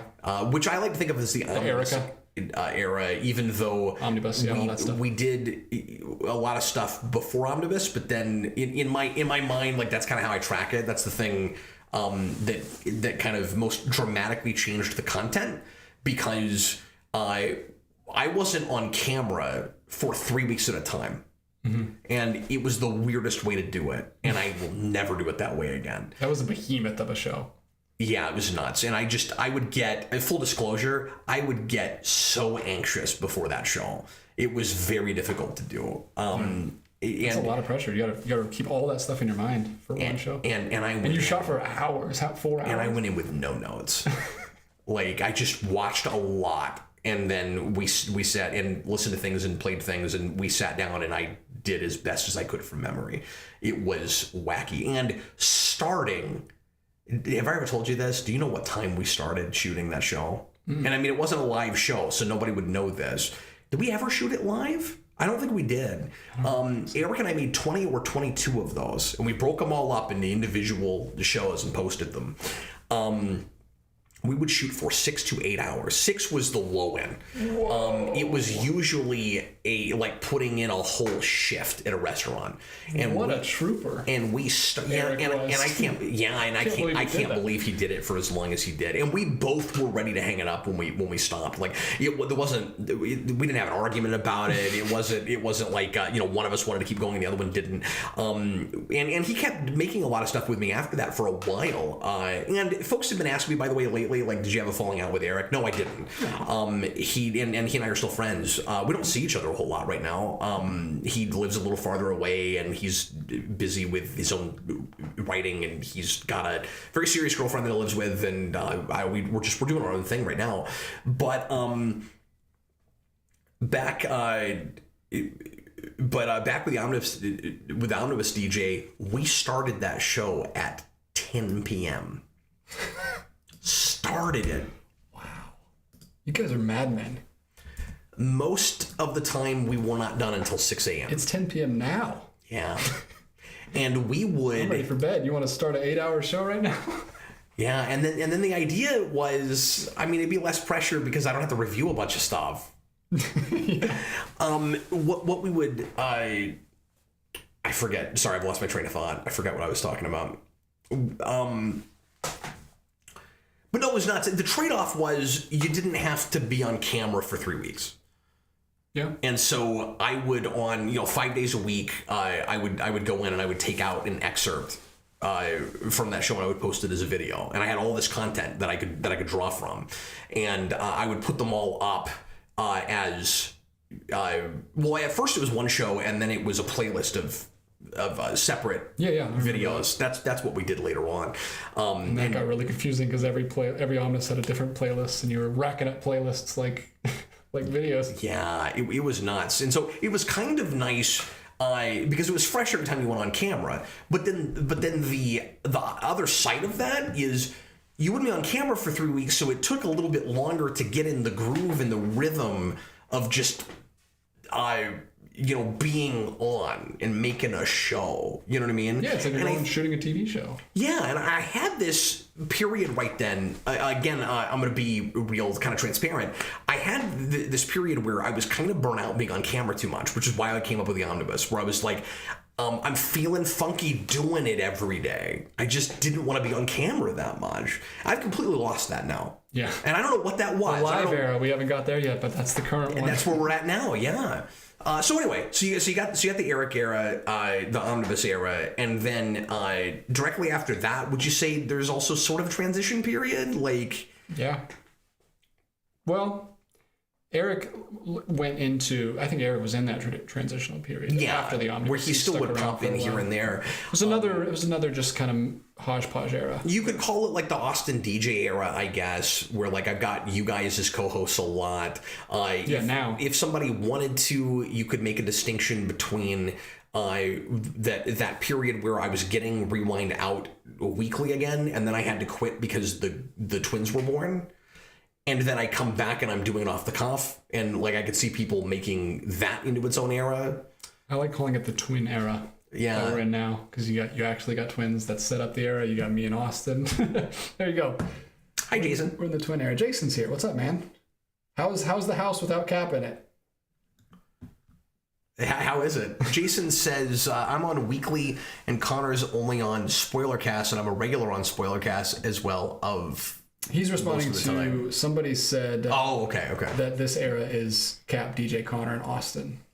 Yeah, and then there's Jason's Jason there part of that too. Yeah. Because Jason's he's a full-fledged cast member now.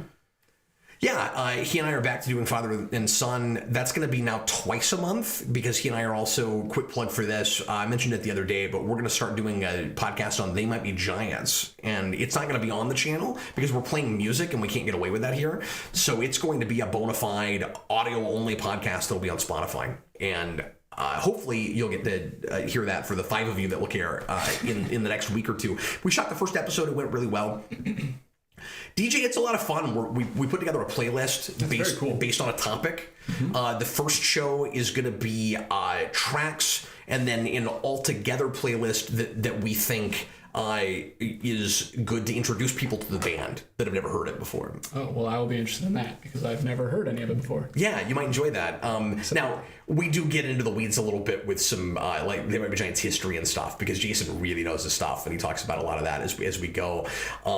Jason knows it better than I do at this point. Yeah, you were telling me that. He's been killing it. It's nuts. He looks at the Team VG wiki every day. He gets up in the morning and he listens to whatever new is on Dial-A-Song. It's crazy how into that band he's gotten. But then at the end of every show, we're playing a game where I play a song and he has to tell me what album it's on. Oh, that's fun. Like a little quiz. My wife always tells me I should do little shorts of that where she just gives me a random movie and I have to find it really quickly That's a good idea. To prove that I know where stuff is. Yeah, nobody believes you because it's not alphabetized. Jason says the house seems less full. So apparently you're more filling. I'm like donuts. There you go. When I sit around the house, I really sit around the house. TH1, are you going to do a He Made Me Watch like last time? Yeah, we were talking about that. You're so organized. He doesn't just copy and... If I were doing this, I would copy and paste comments and I would delete them when I'm done with them. He has check marks next to each of them and he hits the button. There's a check mark that pops up. I gotta mark them off. I want to make sure I don't lose anybody's questions. It's really cool. I gotta make sure. But yes, we are talking about doing He Made Me Watches. You think you're going to go ahead with what you brought? Do you want to announce that or do you want to save it? I brought 2 things, and I'm not sure which one I'm going to go with. Okay, we'll keep that under our hats then. I did show up a Tick episode, though. You did. You showed me and my wife a Tick episode, the Bread Master. Mm-hmm. Tick versus Breadmaster. Tick versus Bread. What did you think of Breadmaster? He was a really good French chef stereotype.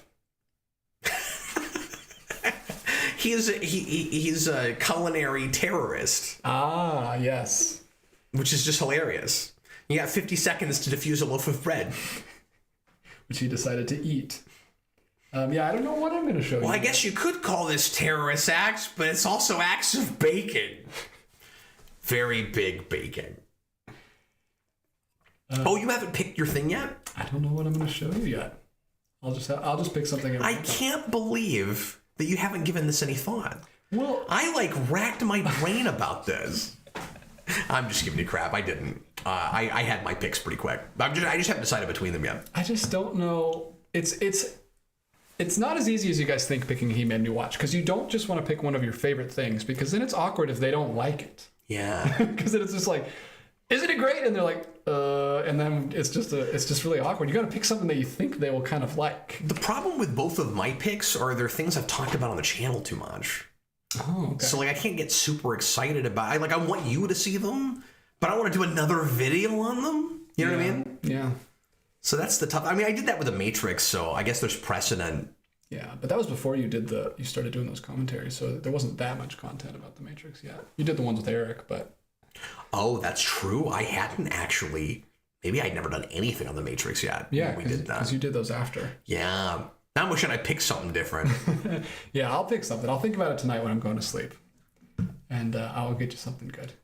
What else do we have here from Lewis Cox? Cap, have you watched Talkville podcast? It is about Smallville. Tom Welling and Michael Rosenbaum talk about Smallville. I know. It's a rewatch podcast. They're going through every episode. They're up through. They did Crush, and I think maybe they've even done the one after that now, or are they just up through Crush? I haven't watched the last one, and maybe I haven't seen. Yeah, you know what? I'm caught up except for Crush, which came out yesterday. Wow. So yeah, clearly I'm behind. I was watching them for a little bit. I feel them. like they're flying through those. Yeah, they are. It just means the weeks are going by too quick. They're keeping up with it. They post them every week. They shoot a lot of them 2 or 3 at a time. Yeah, you can tell because they'll be wearing the same. And also they come out and they say just it. talk about it. Yeah, they talk about it too much. Rosenbaum has no interest in trying to create a facade of any kind. Like you can see all the seams in his shows. Oh, AMC Comics says make him watch Teen Titans. No, we're doing movies. Yeah, there we go. Maybe you suggest things in the chat, and I'll look at them and take a look and see if I like some of the picks. But they have to be movies. Yeah. Suggest movies. Don't suggest 5 seasons of television. Oh, although, to be fair, I mean, I did show you a cartoon show. But, I've seen Teen Titans. I just haven't seen much of it. I've actually seen every episode of Teen Titans. Oh. And The Batman. Those are the only DC I don't shows think I've I'm seen. ever going to care about that show. Maybe there's something that you can show me, but, it's one of those things where it's fun. I get why people like it. It's not my bag. Yeah. Yeah, I watched it when I was younger. My brother was big into those WB shows at the time, and he bought all the seasons, so we just watched them together. There's some things like that that are just too after my time. Now, I've come around occasionally on things. Like The Batman, I'm finding way more watchable than I did when it came out. Yeah. And I thought that was a after my time kind of problem. So it's tough. It's tough to get into animated shows if you didn't grow up with them. I had the same thing. Bob the Hun. People think they are in love with Buffy or 7 of 9. Do they? Do people actually think that? People say this. People say this. I'm just going to steal his catchphrase from the last show. Yeah. Well, if that's, I mean, I'll just go back to my previous point. If that is true, is Buffy it's an attractive character? It's taken a little too far. I mean, I guess it just depends on your type, right? Yeah, well, I don't mean physically. I just mean is she like a character that you could see yourself with? Or I thought she was like a ditzy high school. No, she starts that way. The whole point is that she gets real world weary real quickly. Oh, that's good. Because she's a slayer, and slayers don't live very long. Oh, that's part of what's interesting about that show. Yeah, I'll have to check that out sometime. I'm not a big vampire person, but if it's interesting, I wasn't either. Angel is what made me like vampires more. And I still don't go in for a ton of vampire stuff, but I got fascinated by the lore based on that show. But I don't know if I would suggest that you actually start with Buffy. I would show you an episode or two of Angel first, because that was my gateway. I had seen some Buffy and I couldn't get into it. And after Angel, I was able to get into Buffy. But I think of myself as an Angel fan first. Yeah. And Buffy, I don't go back to every season like I do Angel. I skip around with Buffy. Angel, even 4, which a lot of people don't like, and it's got a lot of missteps and it's kind of weak. But like, if I'm gonna watch Angel, I watch the whole show. Buffy, I don't do that with. Yeah. Robert Wilde says, does the welder love Spider-Man? Is he obsessed? I'm really confused by this train of thought we were on with the whole like people falling in love with. I just don't even know what to say about it. I've like beyond where we've already gone. I think he's just making a joke about the actual character of the welder. He is obsessed with Spider-Man. That's part of his backstory. Yeah, but be obsessed with the thing and being in love with it are kind of different things. Yeah. Oh, hi, Nikki. There's Brandon's girlfriend in the comments. Hey, she says Angel is so good. I haven't had Nikki over to the bunker yet, and I need to do that soon. You should. You can maybe have her on After Dark. That might be fun. Oh, that would be fun, yeah. Nikki, come over. I want you to play Power Rangers. Well, she's a big Power Rangers fan. Sweet. Welcome. Let's see. What do we got? Mitale, what are your guys' top 5 Spider-Verse stories? Spider-Verse stories? I've not read any of that stuff. Like I don't like the initial miniseries. Are we talking about like recent comics that go to a lot of like when you're talking about? Do you just mean stories set in other universes that retroactively or otherwise end up being Spider-Verse things? Or are you talking about like Spider-Gwen and like Punk Rock Spider-Man and like all those minis they did? Because I read a little bit of the peripherals when the original Spider-Verse came out, and I thought all of it was just mediocre. So yeah, I'm sorry, I don't have an answer for that, if that's what you're asking. Yeah, I've never read any of that stuff, so I wouldn't know anything about it. But I know that was super chat. My apologies. I like the original run, what I read of it, of Spider-Gwen. I read more volume 2 than that first one. Now that I'm thinking about it, and I got bored with it eventually because it was too many kind of fill-in stories. Eventually, but like evil Matt Murdock is really great. There's some super clever stuff. There is super creative stuff in that series, and I like the art style a lot. But I'm not sure what he means. He clarifies. He says Spider-Verse stories in general, including both comics, shows, and movies. But what do you mean by Spider-Verse? Does that mean anything in Spider-Man stuff? Are you just talking about Spider-Man stories, or does it have to be interdimensional? I don't know what. It's just like the Spider-Verse movie, and then that two-part episode in the 90s show. Yeah, well, and then the cartoons that no adult on the planet watched. Well, yeah, the Ultimate stuff. They did all that stuff, of course, but yeah, I don't know what you mean, man. Do you just mean anything Spider-Man? Because yeah, my apologies. I don't mean to come off irritated. I don't actually know what you're asking. But yeah, maybe we'll come back to that. Chewbacca's Lover, $5, says the Omnibus era with Eric was my favorite. Always watching them. Also, the After Darks were great. They made me feel less lonely and not be depressed. Oh, thanks, man. Yeah, and I've heard a lot of people say that. Well, a lot of people like that era because they were Eric fans, and a lot of people came to my channel through him in the first place, or real early on, and then Eric stopped doing his channel, and those videos aren't there anymore. So it let them see Eric even if they didn't care about me. But.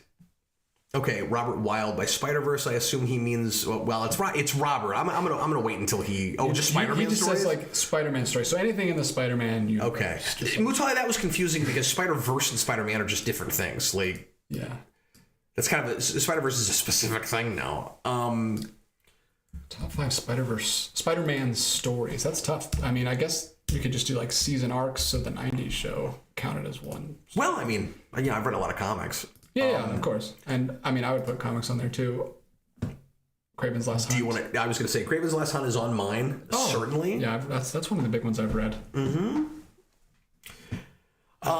Some of Ultimate would have to go there. I'm rusty on that. It's been a while, so I'm not sure specifically what arc I would want to go to. Yeah, that's tough. I had the stuff right around when. I'm sorry, I didn't mean to interrupt you. Go ahead. The stuff right around when the Carnage arc when Gwen Stacy dies in that is really good. Yeah. The Carnage arc itself is weird, but right after that, I really like that stuff. I love the street level arc with Kingpin and Elektra and Daredevil and stuff. Yeah, that wasn't my favorite, but I do like that stuff. That's too tough for me. I've read the first 22 trades of Ultimate Spider-Man, and it's such like it is very archy, but it's also very it's just like one big story. It's hard to separate it all out because I haven't read it recently. I don't even know if I could pick some of those. But obviously I like Amazing Spider-Man the movie. I like Spider-Verse the movie. I like Maximum Carnage. It's silly, but I don't care. It will always have I'll always have a soft spot for that. It'll always have a place in my heart. I don't think any game stories would make it on my list. AMC Comics puts Shattered Dimensions on his list. I don't know if any video games would make my list. Yeah, I really like the Origin and Amazing One. But Homecoming I think is great. Homecoming's great. Yeah, mine would probably mostly be movies because again, it's hard to split up the spectacular show into stories. Sure. For me, because it's kind of, I can't think of the opposite of episodic right now for some reason. What is the opposite of episodic? Serialized. All right. Let me see. Robert Wild, is Cap there? Who's guarding the Bat Bunker? Oh, if Cap is there. Oh, if Cap is there, who's guarding the Bat Bunker? We have high level security. You know, they're like you got to do a retinal scan. You have to answer like 5 trivia questions about really obscure stuff, like Sequest and crap. Yeah, just but like they're all really 3-letter passwords, like Peg or Meg. Is it Peg? It's Peg. Yeah, well done. Yeah, wow. Yeah, pulled that from a movie I've never seen, courtesy of Keith Volution. I mean, I could show you that because it'd be funny, but I don't want to waste my pick with it. You know. Well, and one big thing I really want to show DJ because he's never seen Batman the Animated Series was Phantasm. But I just did a video on that, and I don't mind watching it again. It's just if we're doing a video, all we would do with that video is you would say some things about Phantasm. Like I don't really want to do that. I don't want to do it if we're doing a video. Yeah. If we have time to watch multiple things, I might break that out. But yeah, I say that I didn't bring it with me. Do you have that box set? I thought you had that. I thought for some reason you had that box set and you hadn't started watching it yet. I don't know why I thought that. Some subscriber gave me the digital download code for the show. Okay. But it doesn't have the movie on it. So I have the episodes. Does it not? Because the discs have it. Yeah, it just gave me the seasons. Oh, that's unfortunate. Well, I mean, I can break in HBO Max. Like, if we wanted to do it, we could do it. But... Yeah, when I have HBO Max, so we can just... Okay, cool. We'll figure it out. Jason says, I'm guarding the Bat Bunker. I'm actually going to be sleeping there this evening because my grandma is going to be sleeping in my room. It's perfect. And I didn't get a message about this. Like, nobody's asking my permission about whether or not you can sleep down there. No, I'm kidding. Better bring some blankets. It's going to be cold. Yeah, I would say make sure you've got the warmest pajamas that you own. Why is he... He can sleep with Freddy, probably. Or would that not go well? Yeah, I'm not sure why he's not doing that. Well... So Freddie and Mikey, I don't know, personal crap. I drink a lot of wine. Freddie and Mikey sleep in bunk beds. Oh, so there wouldn't be quite enough space for him. Yeah. All right, well, enjoy the bunker, Jason. Let us know how it is. Andrew Lord, shut up! Where are we now? We're at Bob the Hun. I'm not exaggerating. People talk about wanting to marry fictional characters without an ounce of shame. Sure. Not jokingly. It's sort of real problem now. Wow, we're still talking about this topic. I guess we are, yeah. Well, I'm sorry, Bob. I don't really have anything else to add. Yeah, if that's the case, I do think that's kind of unhealthy. I mean, how much of the problem, if this is a problem, because honestly, I haven't heard about a lot of this. But if this is a huge problem, how much of it is people spending too much of their time virtually? Yeah. And not actually interacting with human beings in person. Yeah, just spending too much time in fictional. I mean, it's the classic age-old thing, like that old people in every movie ever have said, like, stop watching movies and get outside. Like, but it's gonna rot your brain. But yeah, like we also we don't listen to any sci-fi movies that are made. We also didn't listen to any of those movies. Yeah. We just embraced it fully. Oh, I see what you're saying. Yeah, I mean, like some of that went too far, and it's really more of a moderation problem than anything. Yeah, of course. But, like those guys are, they're usually the bad guys in movies. Actually, like the mom who's like, stop watching that, and then they like save the world because they know video games or whatever. But like, there is some truth to that. That comes from a place. Like you can be too disconnected from reality. yeah, I mean, this isn't about being disconnected from reality so much as it is just like too much of a good thing. But some people will be surprised when I say this, and it will maybe bother them or annoy them. But I will say, as much as I've always been a big advocate and defender of an apologist for comics, when I first started doing the channel and I was reviewing comics a lot, and I wasn't reading as much prose, it did mess with like my reading habits and my ability to my attention span and ability to focus on like one thing long enough. Like I don't buy into like comics can rot your brain, but like if you're only anything reading, can rot your brain if you just that's all you do. But also when you're reading just words on a page, I've said this a lot. It's an active experience, and comics can also be an active experience, but in some ways a little less so than just reading print on a white page. Because your brain just doesn't have to do as much of the work. It doesn't have to conjure all the images. You see what I'm saying? Mm-hmm. And I found, and I'm just speaking from experience, you can disagree with this, but this was the experience I had with it. I don't know that I would be making this case if I hadn't done this. Yeah. Where if I read comics for too long and wasn't also going and looking at books, I found I read slower. I found I couldn't read for as much in one sitting. I found my mind wandered more often. It's a thing that you need practice at. And I think it's really good for your brain and for your imaginative powers. Yeah. Yeah, the brain is just like a muscle. You got to exercise it. Yeah. And I don't read enough these days either. Yeah, and I really don't now, and it's and I hate it, and I'm embarrassed about it. It's so hard. We can go on this for a second. I think it's so. I think this is one of the big main reasons. As you grow, as you get older, and you have less time, and you have kids, especially, and you don't get much time with your spouse, like. You get to the end of the day and you're like, oh, I want to spend time with my wife. I'm not going to stick my nose in a book next to her while she reads her book. Like, we're going to talk to each other and watch something together. Yeah. Like, that's more of a communal experience, and it brings you closer than reading books next to each other. Where do you work it in? If you don't have your own personal free time, where do you work it in? Yeah.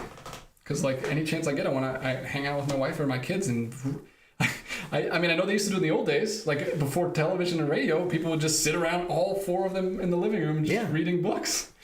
But they had a lot more time because they didn't have as many distractions as we did. Well, and it was a major source of entertainment. Like, yeah, it's weird because we actually have more leisure time, a lot of us, than we ever used to. I'm not speaking for each individual person.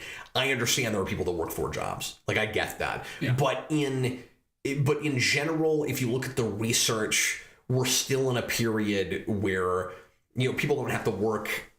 A lot of people don't have to work like 16-hour days like they may have around Industrial Revolution, where you just didn't have free time. You went to work and you survived, and that's what you did, a lot of people. Mm-hmm.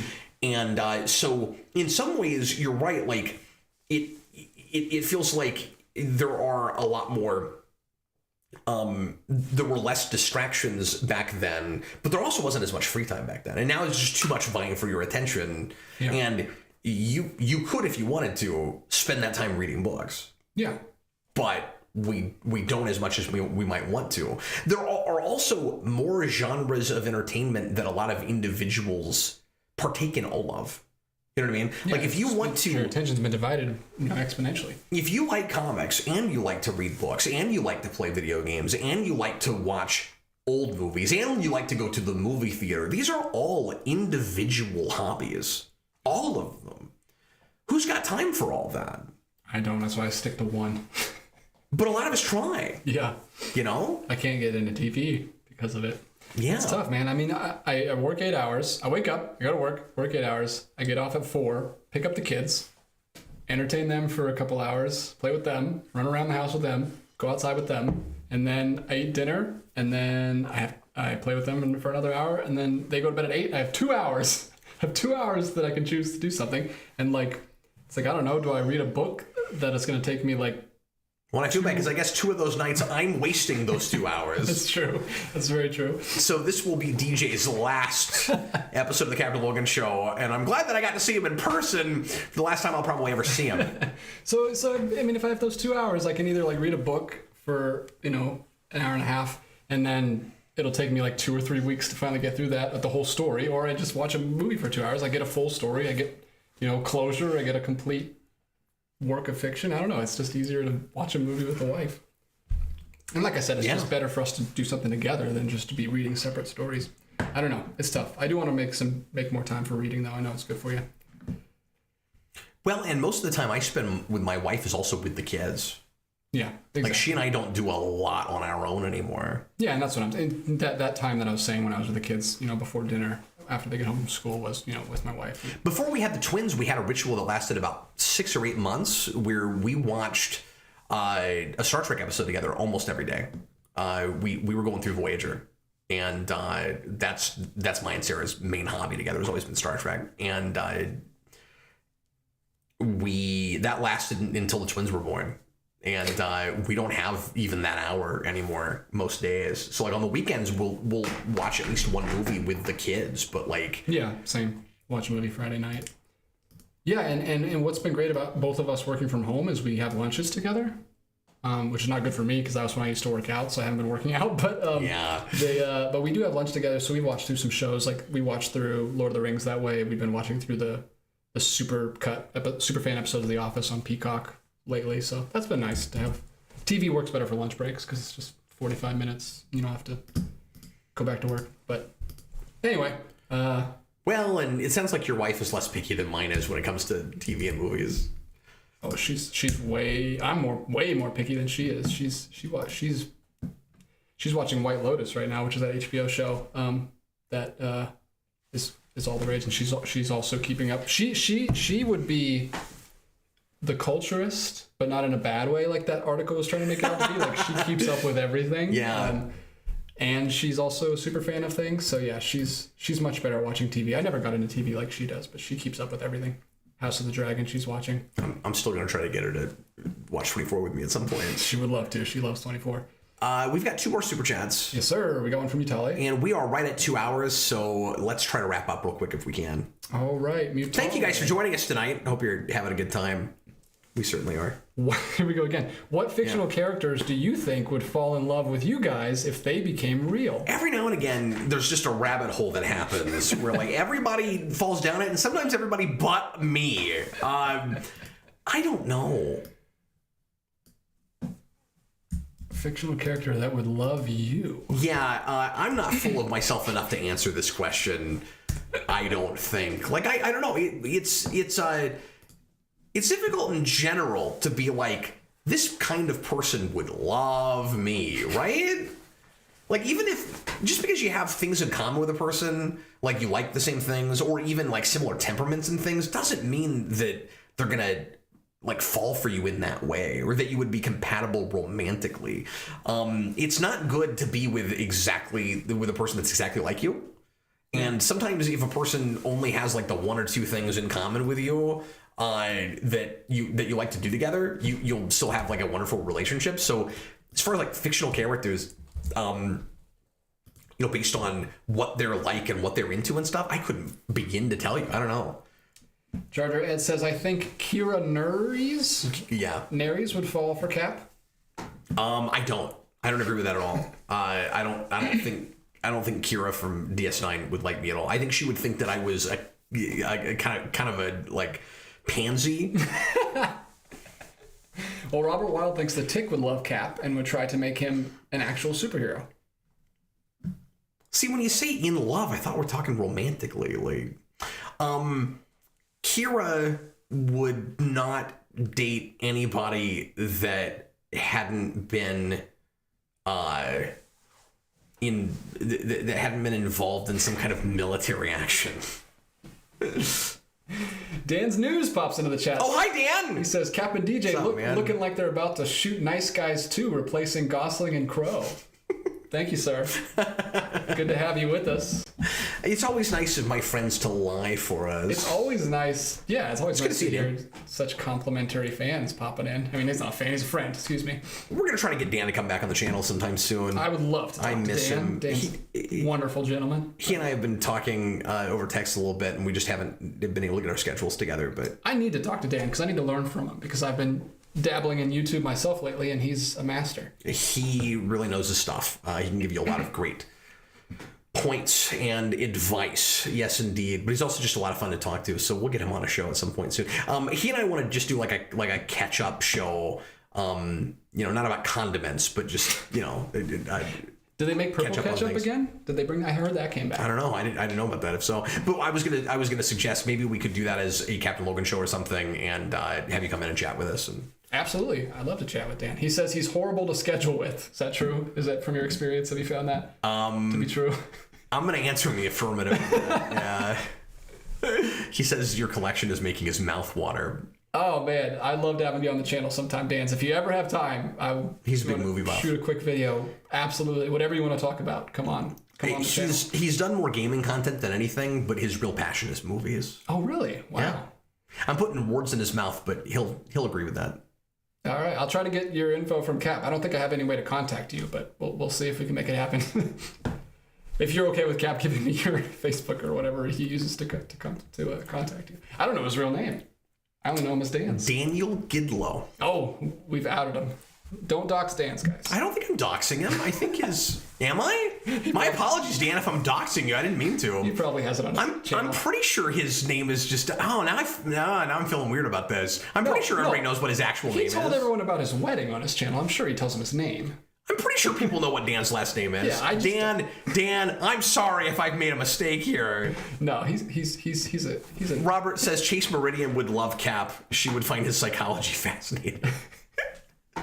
What I would do is I would take a Rorschach test that was obviously like a turtle, and I'd put it on the wall, and I'd be like, "That's turtle," and she'd be like, Well, if you think that looks like a turtle, then that says something about you. No, it's obviously a turtle. Like, shut up. She would say, obviously that's a Sonic cat. Yeah, exactly. This is my Rorschach test. That'd be a good tattoo.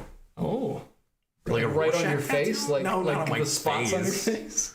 Where would you Dan get it? says he's openly himself. God, I'm glad, because I spit that out and I went, I'm not totally sure if he... I was pretty sure. Yeah, I was totally kidding. But I'm sorry I gave you a mini panic attack there. Boy, I did, yeah. God, I went to convulsions up here. Just in the brain? Yeah. I hated not answering that question earlier because it was a super chat about like fictional characters that would fall in love with you, but like... It's okay. It started a lot in the chat that I was reading, so... Yeah.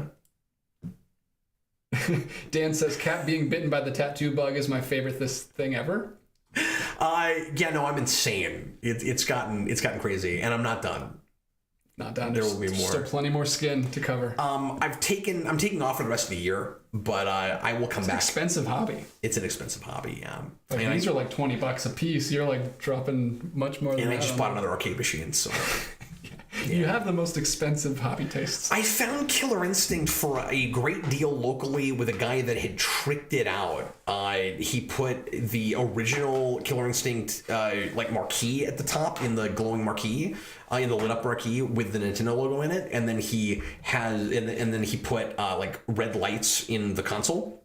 I know. I saw the picture you showed me with was it awesome. Freddie playing it? Yeah. Or Mikey? I think it was Mikey. In one of them, yeah. Because I took pictures of both, so I don't remember what I sent you. But anyway, it looks awesome. I got a really great deal on that, and like cheapest I've ever seen it, and it's cooler.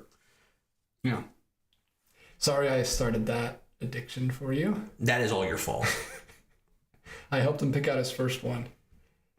Let me see here. What do we got? Wow, they're still coming in. I'm gonna go back. Okay, last call for super chats. We got off on Dan's news for a second. Let's go back to Robert Wild. Yeah. Excuse me. No, you're Jar Jar Ed. Jar Jar Ed says, "Holy production." Sorry, I'm backseat moderating. Yeah, you're not usually here. You usually can't see what I'm doing. Holy production value upgrade, Batman. Jar Jar Ed says. Well, hey now. Is that just because we're in the same room? I don't think that's an upgrade just because we're in the same room. No, I think he means your lighting is better and maybe your... See, I don't think so. I think I'm always jealous of your lighting because yours is more atmospheric. Mine is more like studio flat kind of lighting. It's true. Yours is more like dimensional. It's like even TV lighting. I don't think this lighting would be right for my setup. Yeah, but I do really like it. It helps. Yeah, it's because I got the white shelves that reflect light, so it's kind of more even. But yeah, I've always been jealous of your setup. I would like to do more like atmospheric lighting. And mine's really... I did it actually on the Halloween show. It looked good. But yeah, mine is really ghetto rigged. Like, do you? Because you've never been at my place. I've never been there. Do you know what I do? You want me to tell everybody what I do? Yeah, this is the tell-all show. Remember, you've been drinking wine. I do have... Hold on. Dan's missed that part. He's just coming. Oh my gosh.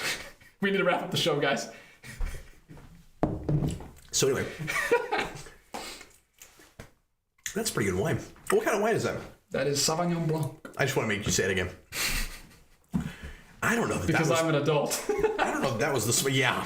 No, that is not. And clearly the one in the room right now. That's not the smart thing to do. You don't want to chug wine. Oh, I really enjoyed that. What were we talking about? I don't know. You're about to tell all something. Oh, your lighting rig. So the cool way you get the dark lighting. Well, I have the same couple of camera lights I've been using for years, and I want to replace them at some point, but I don't actually use either of those for that. No, actually, I've started using one of them for that show. So I have a... I don't know what you call them. It's a light on a tripod. It's not diffused like these. There's no cover. It's just open. Yeah. And it Does that distract you at all? No, okay. I'm used to it. I've done it for years. Probably used to it. I put it next to my movies, so that's lit up behind me. Yeah. And then, I just try to entertain the people. I don't know. So I had that behind me, and then I've got, of course, my purple like mood lighting that's way in the background next to the movies. I've done that forever, and I've actually got five or six of those all around the bunker. I've got them in several places as accent lights. And then this is where it gets ghetto rigged. I have a just regular ceiling light, like 60, 80 watts to my right that I turn on just for some extra light so that it's not too dark. If I'm doing, depending on like the topic or the kind of show I'm doing, I'll sometimes turn that off. So that's not on when I'm doing commentaries. Yeah. Because that's too much light. I'm looking at a projector screen. The main light that lights my face is a basic desk lamp. Oh, it's on your desk? It's on my desk. It's like in front of me. Wow. And I just turn it on. And it's like 60 watts right in front of my face. That makes sense. And that was the lamp. That was the light that I used for, I guess, both sets for Spawn Year. Spawn Year, yeah. Mm-hmm. Sweet. And Spawn Year was... desk lamp. See, that's like, I mean, that's really versatile. It's using what you got. That's great. It's all great filmmakers are made of. Yeah. Yeah. I haven't needed to do anything else. It looks good. Yeah. So, yeah. It looks great. Well, it looks good to me. Apparently today the production value was way up. That's one viewer's opinion. Everyone has different opinions. I was George or Ed.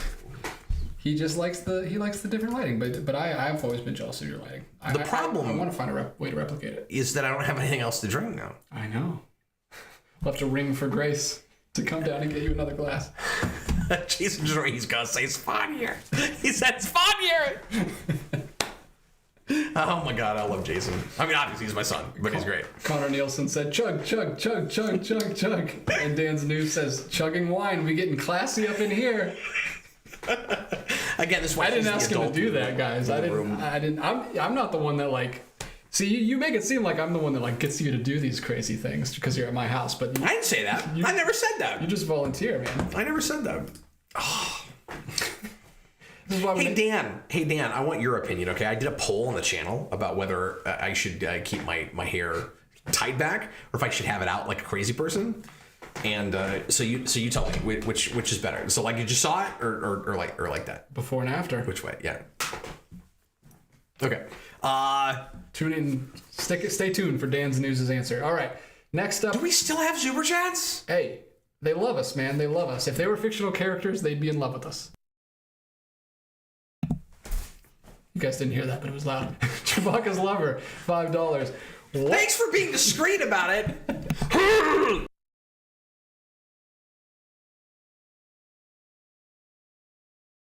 Hold on, sorry. He's muted me. That means they might have heard me making a loud noise. I apologize. Okay, sorry. He's silenced me. Chewbacca's lover. What Cap is saying about reading is correct and reasonable, but a lot of people disagree, sadly. Yeah.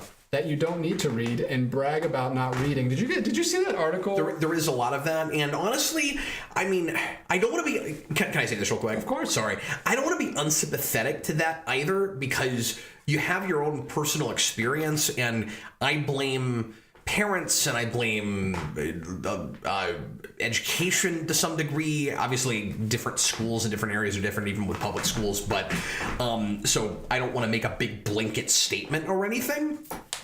But I don't blame the people that feel that way. I blame the fact that they had, in my opinion, the wrong experience growing up, which might sound unfair to some folks that hold that opinion.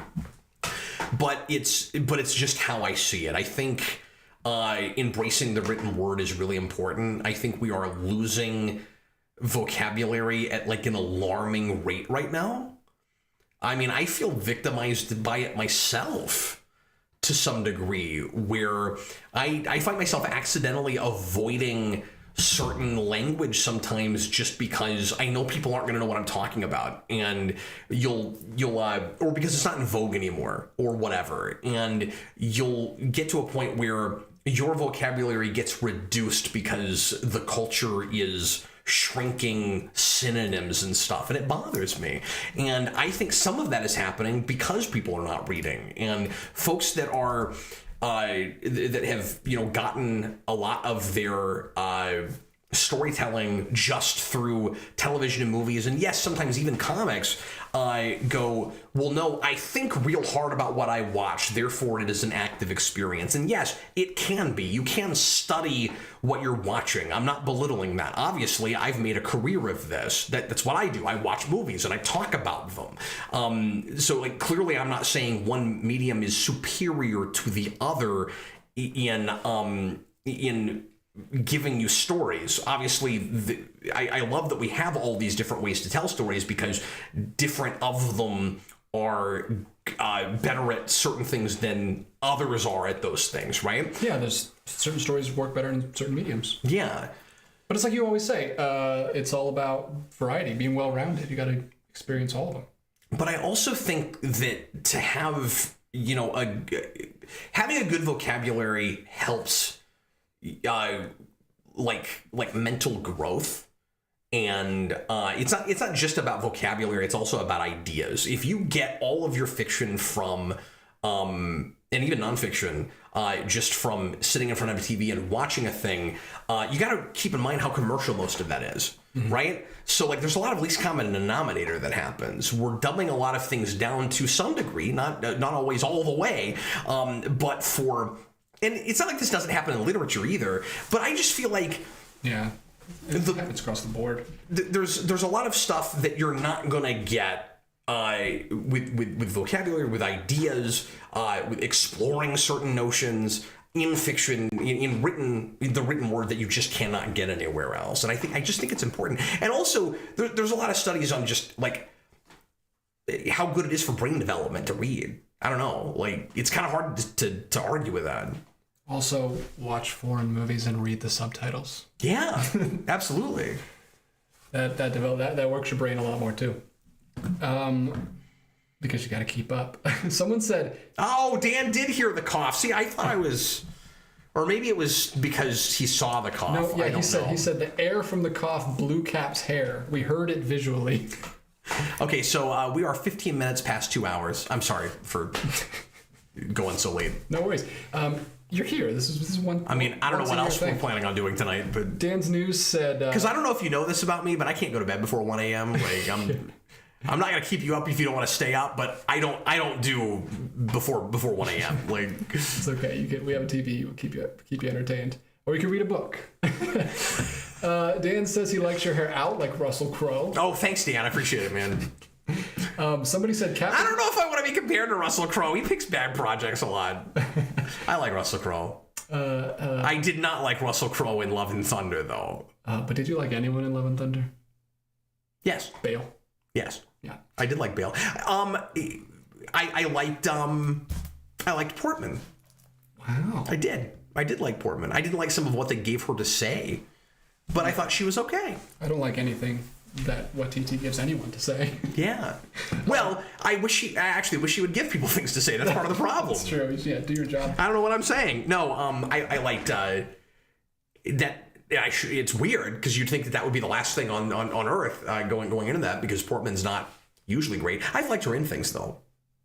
Yeah, she doesn't get good big budget projects, but I liked her in Annihilation. Did you ever see Annihilation? I did see Annihilation. It was great. That's also good in V for Vendetta. Did you find Annihilation terrifying in scenes? I did not. I don't know if I didn't watch it in the right. I didn't see it in the theater. I didn't see it on a projector. I saw it in the theater. I probably that would have the way that's. Yeah, and like to the conversation we had last week about like whether or not we need to get away from movie theaters and stuff. Like there are still obviously lots of experiences that you're not going to appreciate as much if you don't see them as they're intended, right? Like I'm not disputing that, of course. I'm really glad I saw Annihilation in the theater. That the sound that animal makes is haunting and is embedded in my brain. I cannot get it out now. No, that movie really freaked me out in the best way possible. It's a really good movie. Yeah, I did. Yeah, the Help Me Bear. That's what it was, Dan. He knows what I'm talking about, and she's really good in that. Yeah, she's great. Dan just said it's burned in my brain. He has the same thing I do. Yeah, we are in agreement, Dan. I need to watch that again. It's been a while. Sarah loved that movie, which really surprised me. She and I went to that in the theater. Does she like 2001? Sarah's never sat all the way through 2001, and we keep meaning to do that together. It's got a similar vibe ending to 2001. Weird, I didn't know that. Very abstract. I mean, just the fact that it's like remember that. I don't remember the ending of Annihilation because it's crazy. I don't remember enough about the ending of 2001. I just mean like in being completely abstract, and you kind of have to decide what happens. That is true. Okay, so how many more super chats do we have? 1, 2, 3, 4, 5, 6, 7. What? Okay, we'll try to rush through these. So, can I give everybody a piece of advice real quick? Sure. Okay. Here we go. Getting real with them. Don't chug wine. Okay. I think we all knew that before you did that, except you. So I took my glasses off and I can't see very well now. Oh my gosh. But I'm gonna do some of the rest of the show like this, I think. Okay. I'll handle the questions. Okay. Thanks, man. Listen to the sound of my voice. I need a sandwich. AMC Comics, we should go get you a snack. AMC Comics said Cap and DJ are more drunk than Iron Man ever was. I just want to say, I'm drinking water. Nothing. I'm drinking water. I'm just drunk. And it's not that DJ won't drink. I've drank with DJ, but I mean, I don't know if I don't like wine. I don't know if you'll drink now. Wine makes me. You did 3 years ago with me. Wine's gross. We had vodka together. Last time you were here, you showed me how to make a fancy vodka drink. Which is funny because I haven't made that in a while. I don't know if I can still make that. Do you guys remember? Because you guys made that without me. Yeah, you showed me. It was orange juice, pineapple juice, cranberry juice, and vodka.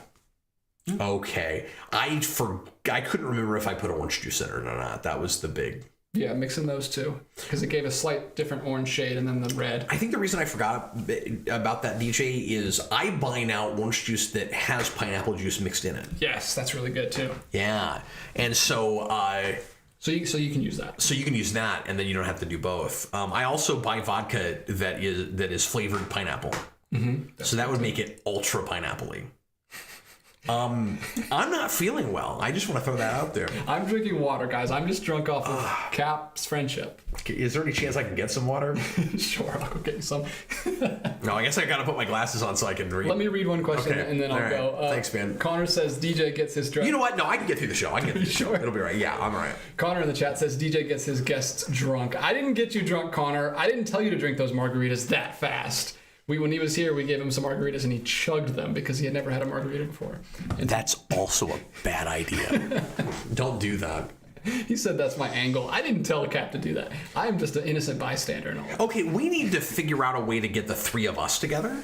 Yes. Because that would be wacky. That would be amazing. See if we can get Austin in on it and maybe Dan. Like, just see how many people we can get together. Let's go on the road. Just do a road trip. But at the very least, the three of us should get together. It's getting the whole I'm not band. trying to be elitist. I'm happy to get everybody that we, It's getting the band together. So like Connor will start the road trip. He'll pick you up in Kansas. Then you swing down and get me up. And then we all go to Canada and hang out with Austin. That'll be a long road trip. Yeah, because we gotta go all the way to friggin' Canada. While we're in Canada, can we go to Vancouver and stop by the Smallville farm?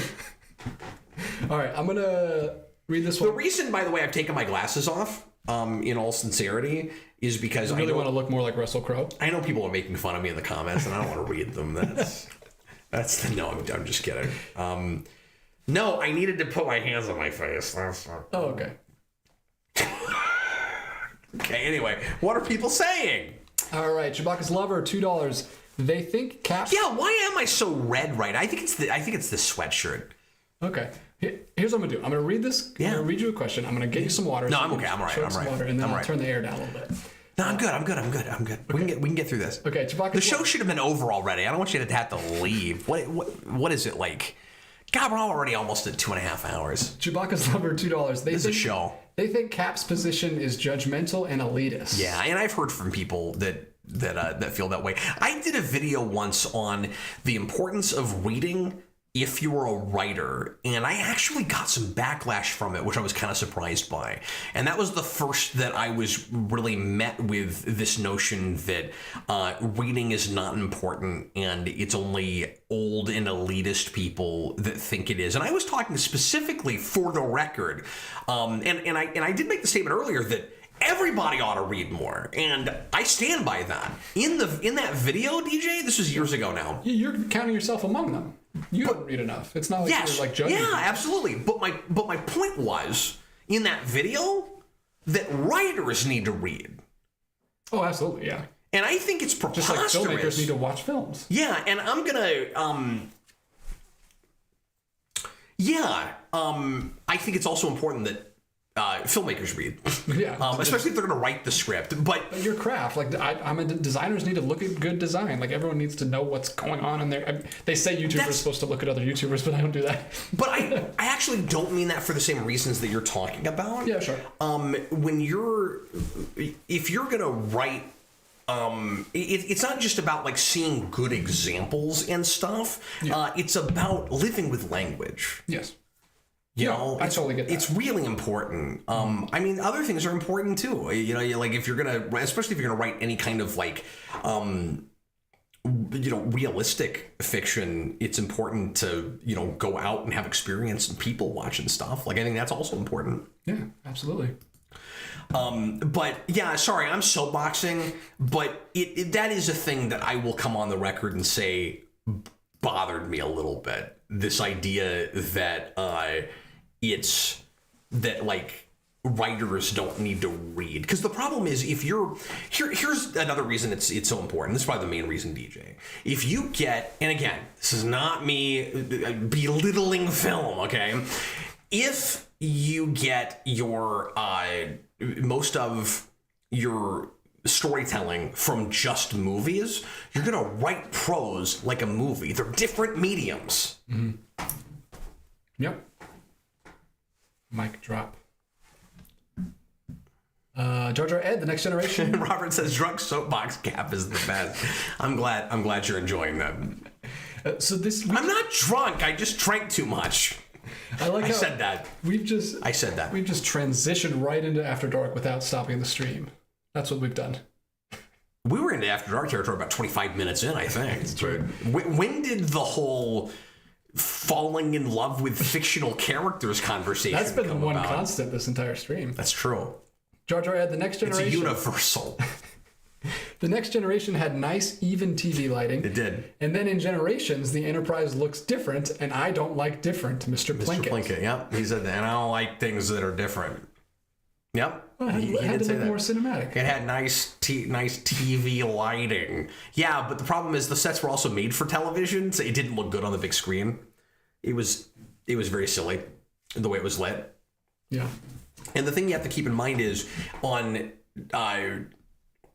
on TV, it felt like it was lit that way because, I mean, yeah, because it's TV, but also because like that's how the characters in the show are seeing their ship. Like the ship is lit like that, you know what I mean? And then you get into a movie where it's supposed to look more cinematic, and you're like, why did they change the lights on the ship? Like, why would they do that? It's very strange. Like, at least in Voyager, when they're trying to make it look more cinematic and it's dark all the time, you'd think that, you know, you wouldn't want to like have to squint at a console, like reading your buttons all the time when the lighting is that low. I guess submarines have that kind of lighting, so maybe there's an argument to be made. But at least it was that way from the beginning. Yeah. You know, it's kind of weird with the same sets. Like, you know, nobody complained when First Contact did it because it was a brand new ship. Robert Wild said, "Is the Captain Logan show the light bulb show now? We keep talking about lighting. This lighting has come up a strange amount of times today." That's true.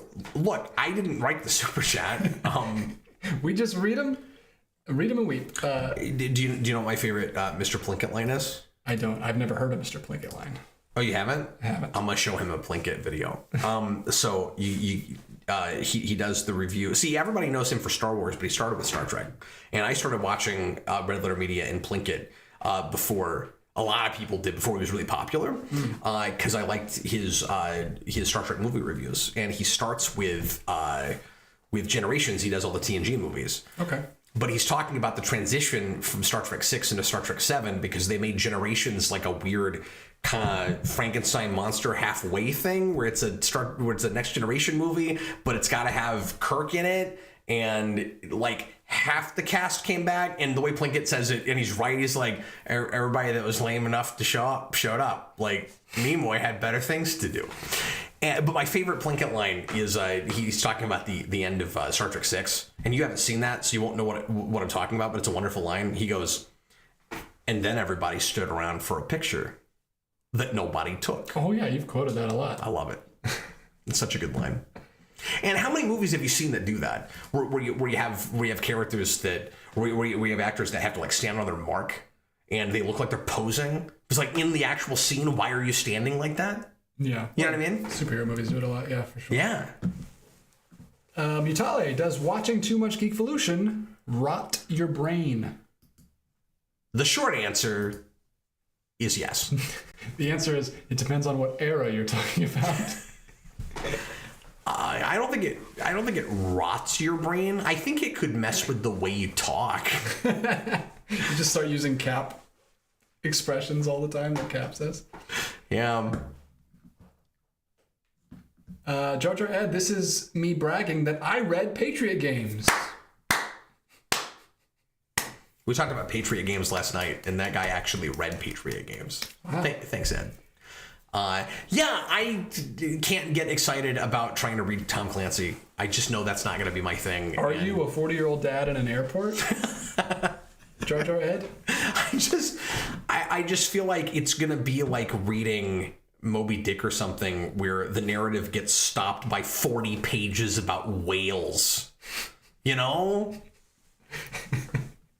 If it was actually about whales. You want to see just how insane I can get this year? Should we find out? I mean, like, I made enough of a fool out of myself tonight in general, so yeah. Dan? It's gonna be like a whole Cousin It kind of. You look like The Grudge. So I can do like a Cousin It impression now, and then if I get off camera, I can do a Thing impression, right? Because like that's Cousin It. Well, I mean, I have to do a lot more hair, and then just like. I don't know what's happening, guys. See, I've now done 2 impressions of characters From the Addams Family. Listen. from the Addams Family. Can you do the clean sweep? Anybody have a light bulb? Don't bring up the light bulbs again. Well, you know what I mean by that, right? I don't. I've never seen Addams Family. The first movie's really good. Yeah. I mean, the You mean the 90s movie. The 90s movie, yeah. Yeah. So Christopher Lloyd as Finster puts a light bulb in his mouth. Oh. That's like Finster. one of the iconic impressions. Yeah. Not Finster, Uncle Fester. Oh. Finster is a Power Rangers character. You said Finster. I want to watch Power Rangers. We should watch some Power Rangers. We could watch it on a 100-inch screen. That would be done. No, it'd be great. No, I watch Power Rangers on a 100-inch screen. Dan's News says Russell Crowe in Noah.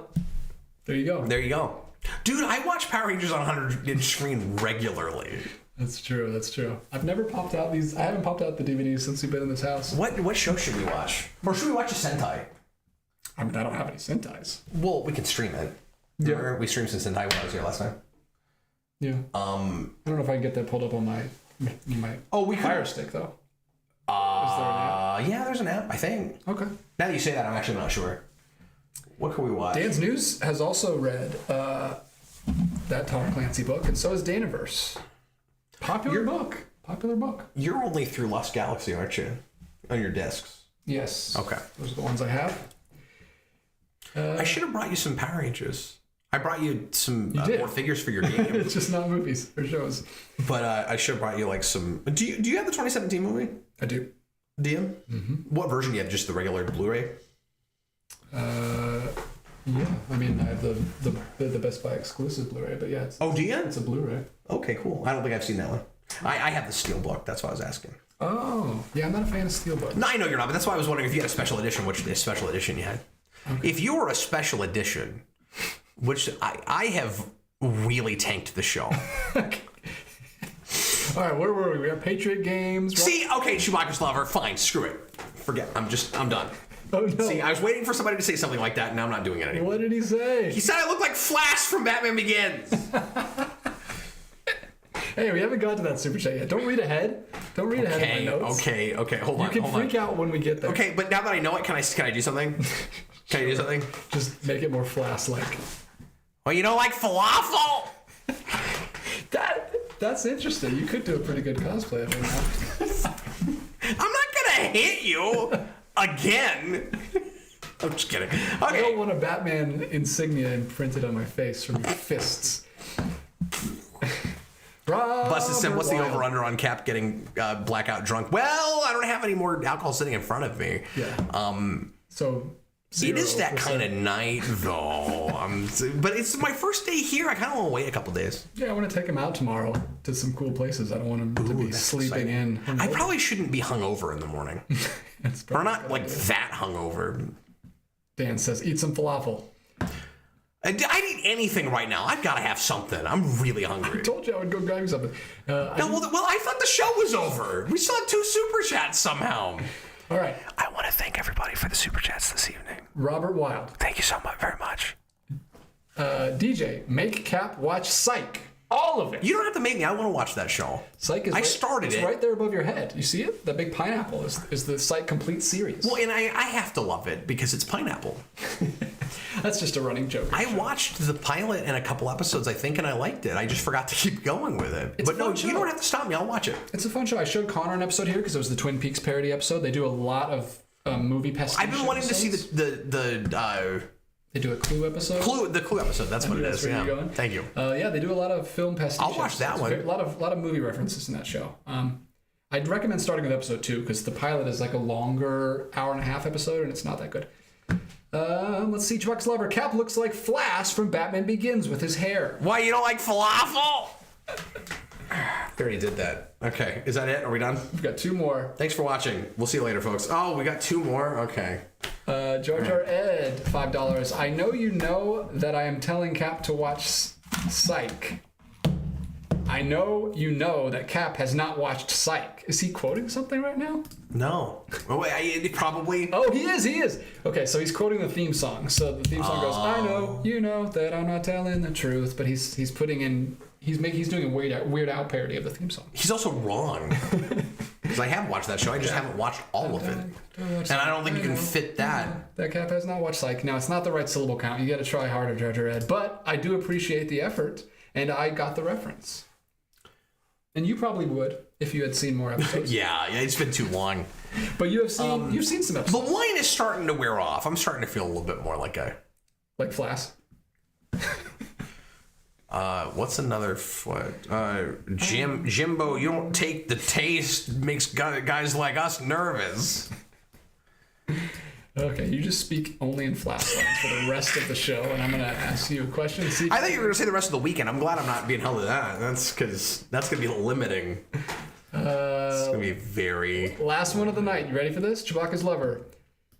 This is when we were talking about that earlier. He says, Geekvolution has given me a better vocabulary. Oh, I'm glad, man. So it doesn't rot your brain. It doesn't rot his brain. It helped his brain. Yeah. Well, I'm glad to hear that. It's great. We'll start making commercials. Geekvolution doesn't rot your brain. Not even like makes you smarter or like have an intellectual experience. No, just doesn't rot your brain. That's the standard. If you're not losing brain cells, I don't know if you've ever heard this expression, but a brain cell saved is a brain cell earned. Oh.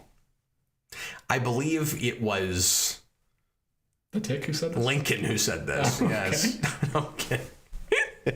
I was trying to pick somebody that was revered and well loved.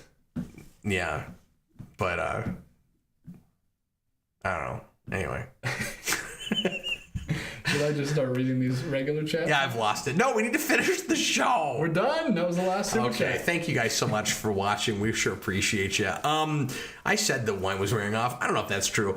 So this was fun, and I hope you guys enjoyed it. And DJ and I will be with you again with more shows this weekend. We are definitely, the plan right now, this could change. I'll let you know if it does. The plan right now is we're going to come back on Saturday to do the Superhero Rewind unscripted special. Spectacular. On our top 10 superhero movie scores. And we will probably do something tomorrow night, but I'm not sure what yet. Unless, because we're talking about like He Made Me Watch and such.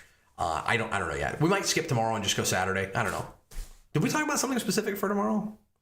No. We talked about maybe that commentary that we were doing. The live commentary, if we can get it rigged up, or we could just watch it here. It doesn't matter. But I was gonna say it would be easier to just do it here. Yeah.